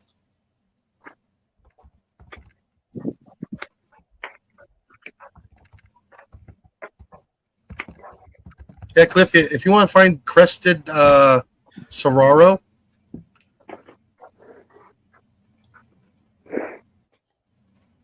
they actually managed to find a couple of hundred of them when they did that survey with the saguaros. Yeah, that is weird. Weird looking. Like the top of it looks like a brain. Oh, so you did find one. I'm gonna go ahead and pop Arizona. Yeah, this looks like the. Yeah, I just Googled it. Yeah, go ahead and pull it up. I literally just Googled saguaro. I can't spell for squat, but yeah, cactus in Arizona, and yeah, this came up with a. Yeah, pull it up. I want to see if that's the one from the botanical gardens. Might be this one. That's real estate. The Wall Street Journal. Not that Don't know. I'll Let me just share what I have here. Amanda smells like water. Yeah, like it is a crazy looking virus that gets into the cacti, and it does this. Yep. I've got it up on the screen right now. So yeah, here we go. The saguaro. That's the Desert Botanical Garden. So that's probably one in Phoenix. Yeah. Is this one here? Yes. That is a really weird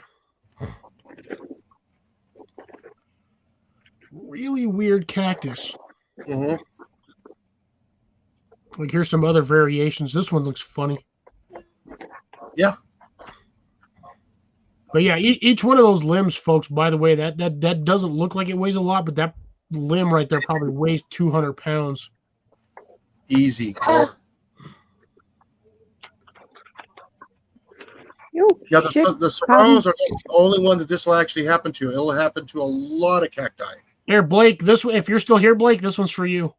Yeah. Because that one looks exactly like what Blake always sends me. There's one right there. That one, yes. There's an odd one right there. That's just straight crested. Yeah. No arms.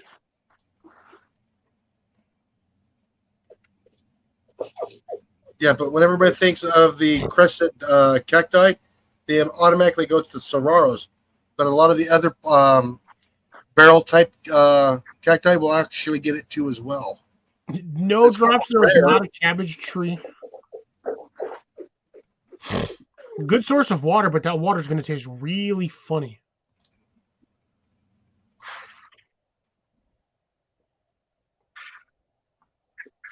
Oh, the cabbage tree? Are you talking about the palmetto palms out of Florida? I mean, I guess that's technically a cabbage tree. Mm-hmm. How did I go from 10 to 3 all of a sudden? I went like everybody just said, "Whoop, gone." Oh, because we're talking about cacti. I don't know. Well, it's after Because 10 I o'clock. scared him away, Cliffy. I scared him away. Or YouTube is messing with the numbers. It's well, according to YouTube, I only got 3 people watching, so It says 3 on my side. I just watched it switch to 3. yeah, it was just at 4. Now I'm at 3, which Yeah. is funny because I know there's us 3 in here. You got Grace, Drops. I'm pretty sure Blake is still in here wandering around somewhere, and you got Then Tia. Molly, and then my tablet Drops.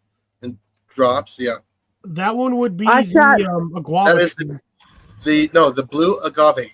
Yeah, the agave. I shut my tab down, so I ain't watching. Hey, well, thanks, Amanda. Well, I'm on my phone, and if I have the tab going, then you get the echo, and then people get grumpy because it echoes. I'm going back and forth between 2 and 3, and there's Cecilia still in here. I'm watching. Yeah, like I said, I think it's just YouTube just messing with the numbers. Now I got 5. Now you But should I am going to hop down because my phone is red hot, and it's going to shut down in a minute. All right, well, we'll see Alrighty. you later, Amanda. Thank you for popping up. Just got the warning hot battery. Yep. Well, thank you for always having me up, Cliffy. Always, always. Already, and we'll see you I next love time. you. Yeah, that you will. See you later, guys. I'll be in chat. All right, Alrighty, take care. Peace out. have fun. Steal my Yeah, phone so number. I hope you guys enjoyed the tour of Cactus. The cacti tour. Technically, it is part of gardening because if you grow a cactus, you can, depending on the cactus. Oh, look, obstacle's still in here too. Yeah, You can get. A lot of people don't think this, but cactus is edible, though it tastes like shoe leather, from what I've heard. yeah. But, No, It's it's the actually fruit. if you can eat the fruit, and some of them you can eat the pans of them. You flame off the cockets, and then you can peel it, and you can make it into a salsa, which is really, really good. Yeah, well, you can also if once you burn off the glockets too from the pans, you can also like fry or sear, or there's a way you can turn the cactus skins and basically into like leather, and you can Mhm. make stuff, and they make basically leather bags, and that's what the natives used to do. They're the original inhabitants of the continent before we Yeah. ripped it out from under them. Yeah, You can and make if all kinds of stuff out of that stuff. you're careful with some of the agave, you can actually pinch that terminal spike out of some of the agave. You can pull that out. You'll get a whole big old giant little string, and you can use it as a suture. It's I don't know if it's the agave necessarily or just a specific type, but yeah, you can. Yeah, Jason is right. You do that. You basically take. I think it's the Murphy's agave, if I can remember correctly. Yeah, you basically just from where the point of that plant is, you go down about 1/4 of an inch, and you can either you bite it off essentially. Yeah, with your And you teeth. just pull it out, and you usually get like a 2-foot long stringer attached to it, and basically you just cut the edges off to where you just have the point, And you the can one use string. that as a sewing improvised sewing thread. And that's what a lot of the original inhabitants used as emergency sutures. Well, if you look at the desert spoon, you can actually pick that off, pull off the little spines on there, and cut the tip off of it, and you're going to be about like 8 inches long, and you trim it up, you have a spoon. That's why it's called the desert spoon. That's why I kind of like the long needle cactus, the ones where you get like the 2-3 inch thick needles that basically looks like a porcupine quill.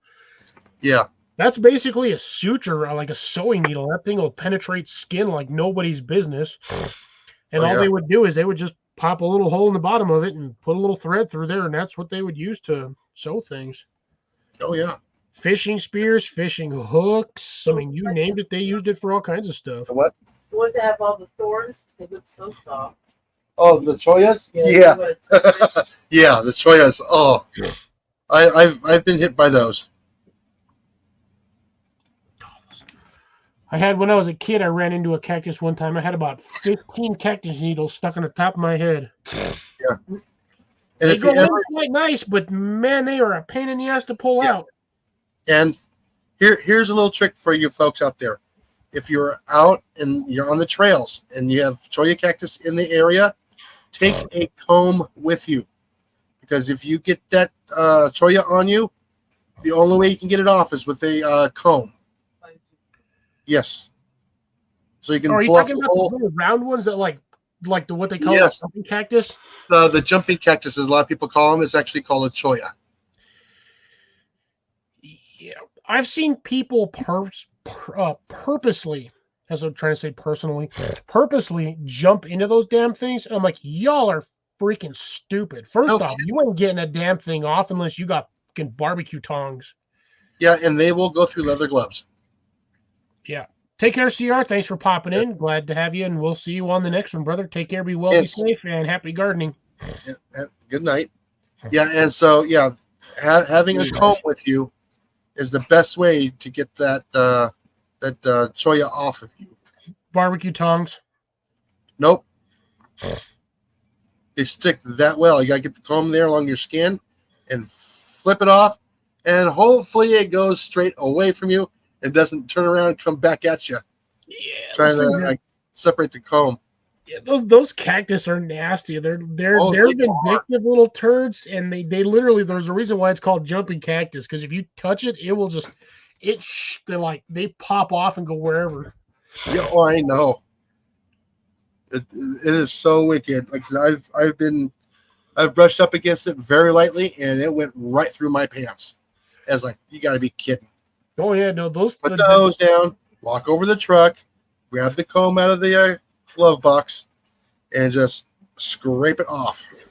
well, I mean, it's a cactus. Those needles on those things are, I would say, surgically sharp. They will Well, penetrate anything. And they got barbs on them too. So trying to pull them out, oh, it's bad. Yeah, again, what Jason said. Yeah, cactus needles are barbed. They do not, like, under the naked eye, they do not look it. They look straight. They're But barbed. it's the equivalent of like shark skin. Like one way it's smooth, but you go the opposite direction, it's like sandpaper. And it does not. It's essentially like getting stuck with a fish hook. As long as you got that stupid barb on the end of the point, yeah, that shit is not coming out without force. You got to Oh, man. basically get pliers and yank. Obstacle got the job. What was What? Obstacle got the job. All right. that? Yeah, he's stoked on that one. He said that he mentioned that earlier, and I'm like, heck yeah. Oh, what's he? Where's he working now? Or you cannot say. Not sure if he can say where or not he works. Unlike Will, which is really funny because I know where Will works since he told me I have one down where like a specific area. I know Okay. exactly what place he works at now, which is funny. I'm actually shocked that that particular place has cameras inside the delivery trucks. I thought that was only like a Oh. Amazon thing. Yeah, no, when you got the small. I had one year, and my brother-in-law's niece happened to, stupidly enough, stick her hand on one of our cactuses. And yeah, she had about 30 of them damn cactus needles, and them cactus needles are only about a 1/4 inch long. Took her family about 15 minutes to pull them all out of her hand. Okay. Share this picture here. Knife company. Alrighty. You see that one, right? Yep.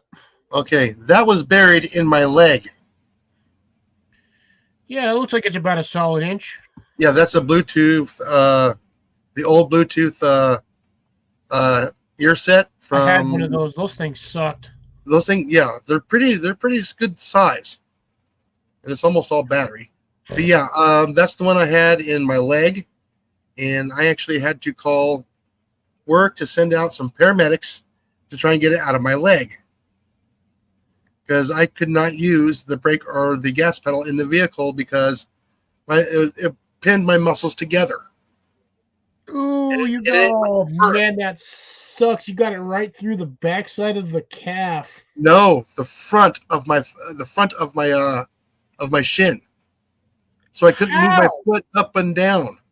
You must have missed the shin bone by like a half a millimeter and just Oh yeah, it hurt. I'm sitting there and going, oh doggone it, just doing all that. So when the paramedics arrived, they says, oh, we're not allowed to pull out, cactus thorns. I says, well then hand me the tools, I could do it myself. The guy whips out a pair of Leathermans. how the hell are they not allowed to pull out a cactus needle? I don't know why. So he hands me a pair of Leathermans and an alcohol swab, and I open up the knife, wiped the blade, stuck the tip of the blade in there right next to where it was at, cut it, flipped it over, grabbed it with the needle nose pliers, and yanked it out. And one of the guys almost fainted because I was doing it myself. You're the one that stabbed yourself and yanked out a freaking bloody spike. Well, I was carrying a table after the Phoenix marathon, so I was helping out the Fins Club, the Jimmy Buffett fan club, because they were the last water station before the finish, and we were all cleaning up and all that. I picked up the table with somebody else, and I walked right into it, the very last table, and I was like, oh. Jason, I understand the pain, but I have one question: do your What? eyes not work? How do you run into a fucking cactus? No, it was underneath the table, and I walked into it. Oh, I picked up the table and I walked into it. And then my question is, what idiot sets a table on top of a cactus? I don't know. I wasn't there to set it up. I was just there to pass out water. And Molly was actually on the road at the time, so I was there by myself helping them. And like I said, I was almost the last person to leave, and everybody left. I'm all, okay, I need to get home and try and get this thing out. Well, I try to get in the vehicle and try to use my foot to go up and down with my foot so I can push the gas pedal and the brake. Nope, couldn't do it. So I ended up having to call the paramedics and say, hey, guys, can you guys send somebody out here so I can get this cactus thorn out? I can't drive. And once the paramedics got there and they saw me pull that out, they go, yep, you weren't able to drive. It was so weird. I've never had my muscles pinned like that. That is strange that it would have actually gone in the way that it would have just like kept both muscles from moving in any direction. And by the way, that was buried in there. So you broke it off and stuck it in. Yeah, when I walked into the cacti, yeah, it broke off right there, right just below the skin. But it was just so funny, just taking that tip of that knife, popping it in there, cut a little bit, wiped it down with the antiseptic wipe, and just stuck the needle nose in there, and just yanked it out. I mean, just watching that firefighter just cringe and just shake. It was just funny. The other guys were laughing at him. They actually knew who I was because I treated their fire station. So they knew who I was. Small town, Yeah. know a lot of people. Well, yeah, with the city of Tempe, yeah, it's the biggest or the richest little city in the world besides the Vatican. It's only 40 square miles. Actually 42, but Really, 42. yeah, only 42 square miles. And they can walk around. Thanks for all the fish. Yep. But no, I took care of all the parks, the south of the US 60 and the cemetery. in the sports complex. I still want to. I hate to say this. I want to visit a cemetery on Friday the 13th on a specific time frame during a specific event just to see if I can get anything to happen. Nothing happens. I'm one of the weird ones. I want to try it. Nothing happens. I'll take a goddamn goat or a chicken sacrifice just for the hell of it, and I'll sit in a giant blood circle. Anywho's, let's no. The stories I can tell from the cemetery are absolutely hilariously funny. When we had to do the pre-emergent, we used to barbecue our lunches out there. Yeah, One man, time you never know. One of them corpses might be hungry and be like, hey, I never had anybody complain. he says. One morning, the sun was just coming up. We started our pre-emergent, and at the time about 2010 is when I had a partner. His name was Alfonso. Short little Hispanic guy, little on the round side. We just started doing our pre-emergent. He's a couple of sections over, and around about just before the sun comes up, I hear him screaming. Guess what happened? He fell in one of the graves. Oh, shit. It collapsed out from underneath him, and he fell in. I hear him screaming from about 150 yards away. All I could do is just laugh. I knew what had happened. They're trying to get me. I have fallen in them too. Walking across them, and you just sink up to my knees. I was like, "Oh, really?" Because the cavity in there and it collapsed.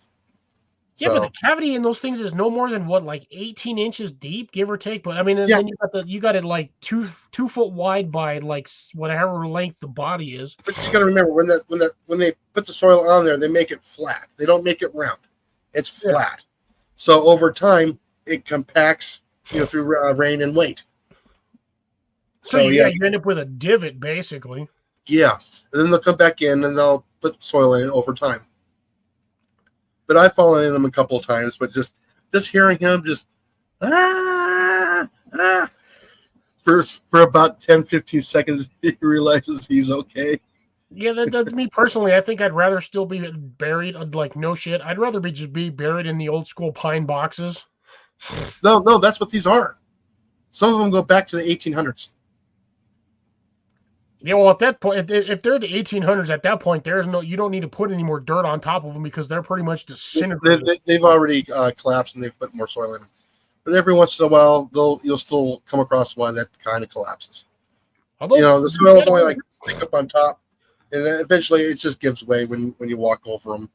I mean, I know those pine boxes originally, they weren't made with very thick materials, but at the same time, that's buried 6 feet underground. How fast actually is the rate of decay on something buried that far underground?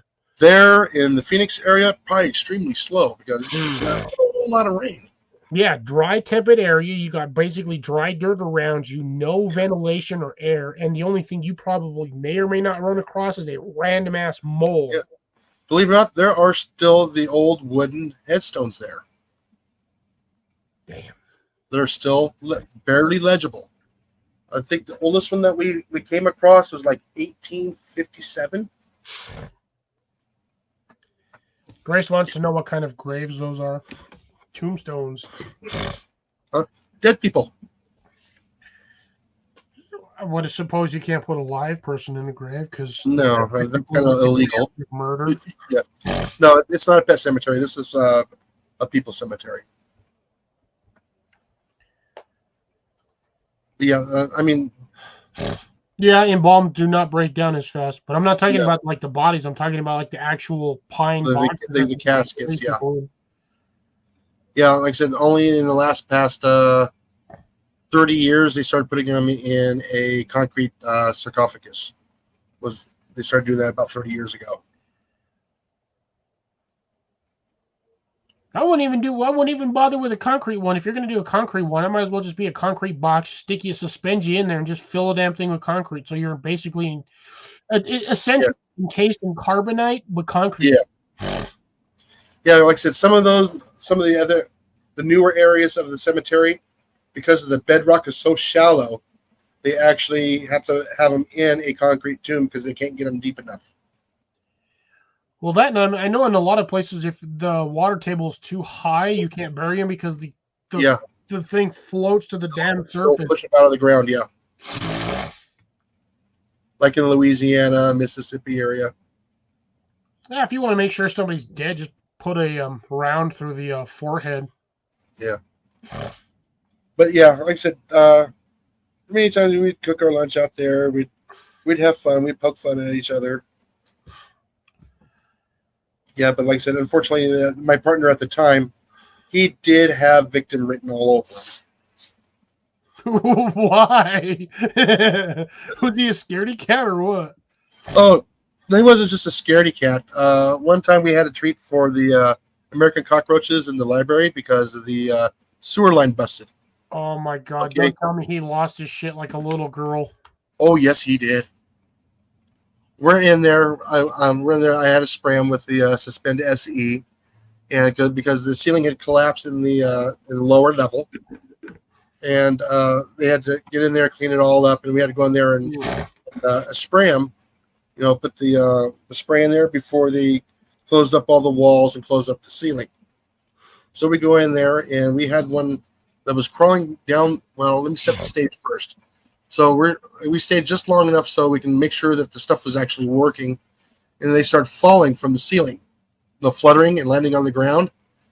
Well, he walked in there to go see what was all going on. They landed on him. He's all gets out of there, and so he sits down on top of one of the floor buffers that we had to pull out because he wanted to hear something on the radio. And I walk in there, and nothing's falling on me. They're just falling on the wall.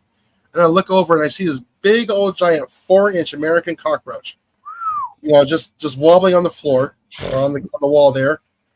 And I looked at him. He's sitting there with his little radio. I saw that, and I could not resist. You picked it up and threw it at his ass? Bare hand, picked it up and threw it on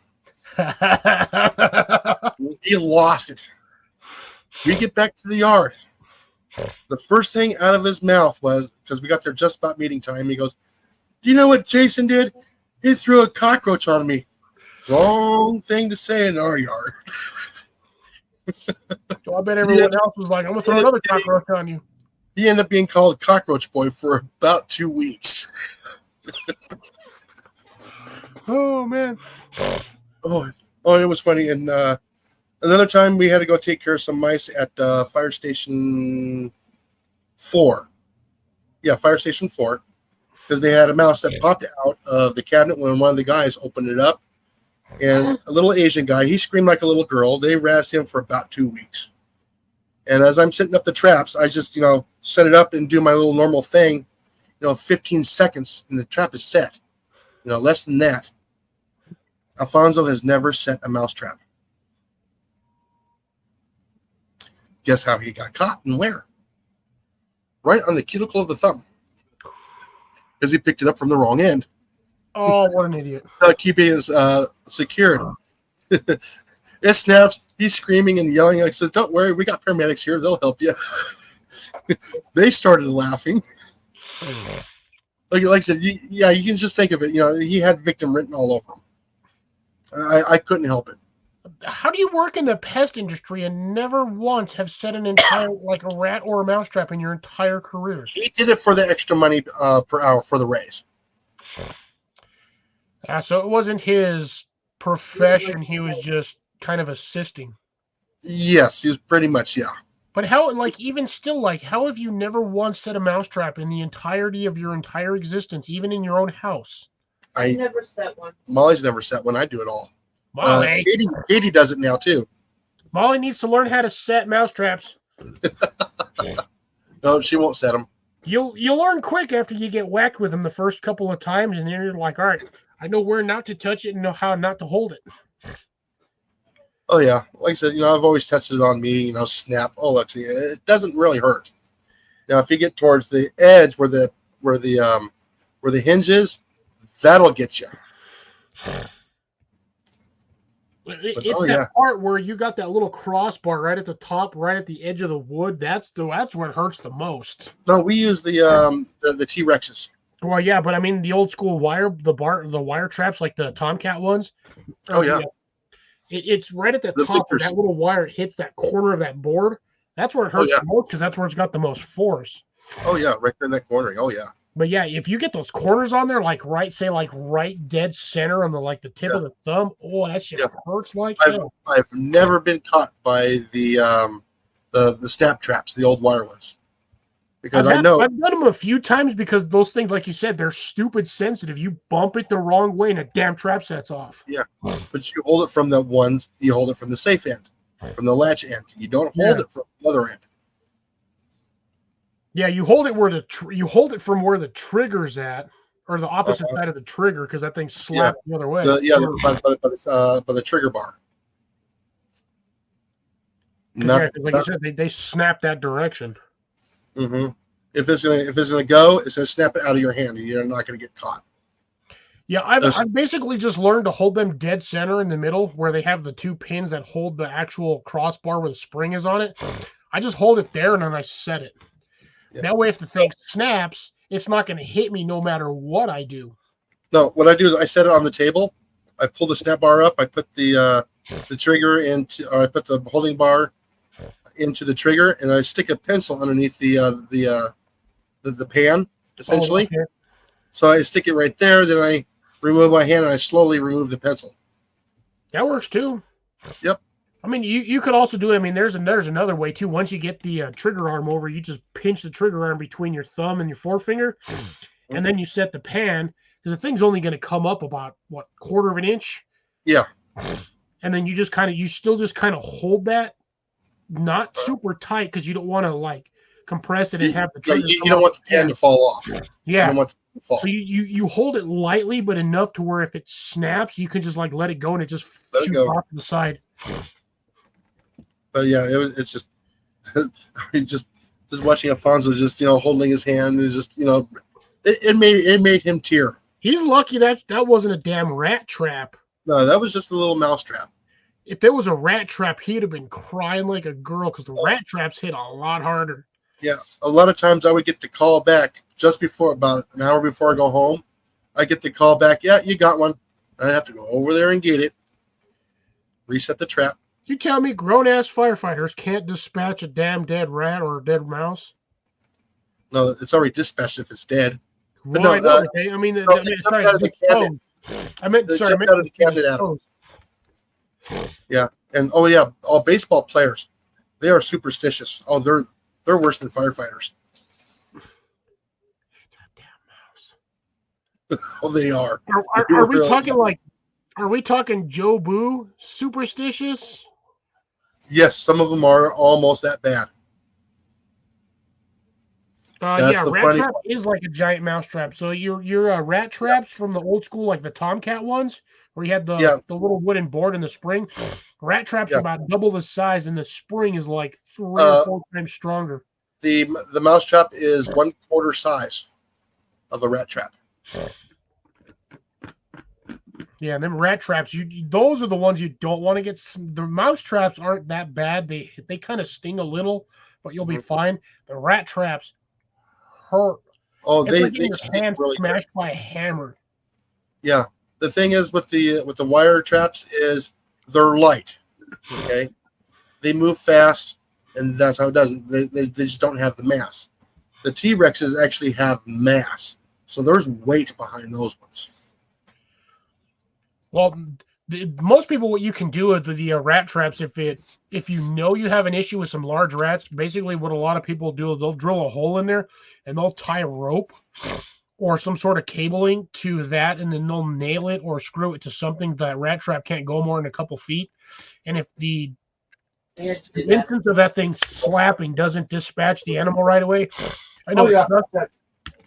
But what it does is it keeps it from getting away and you losing the rat trap with said item inside of it, and it will slowly either suffocate or essentially slow peril. Mouse trap. Rat trap. Yeah. Yes. Like a third the size.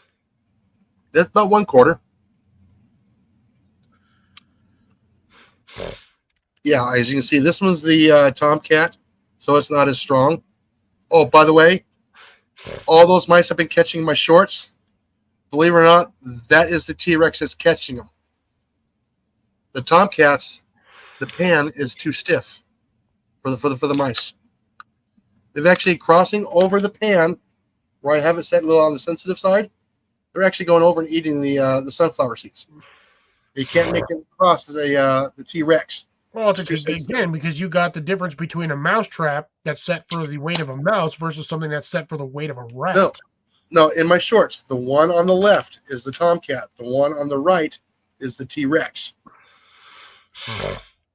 The T-Rex you can set more sensitive than you can the Tomcats. Yeah, just by holding the trap down, and you can actually push that pan down so far. A little higher. So it goes. Yeah. Like I said, it's just not sensitive enough like the T-Rexes. The T-Rexes are far more sensitive.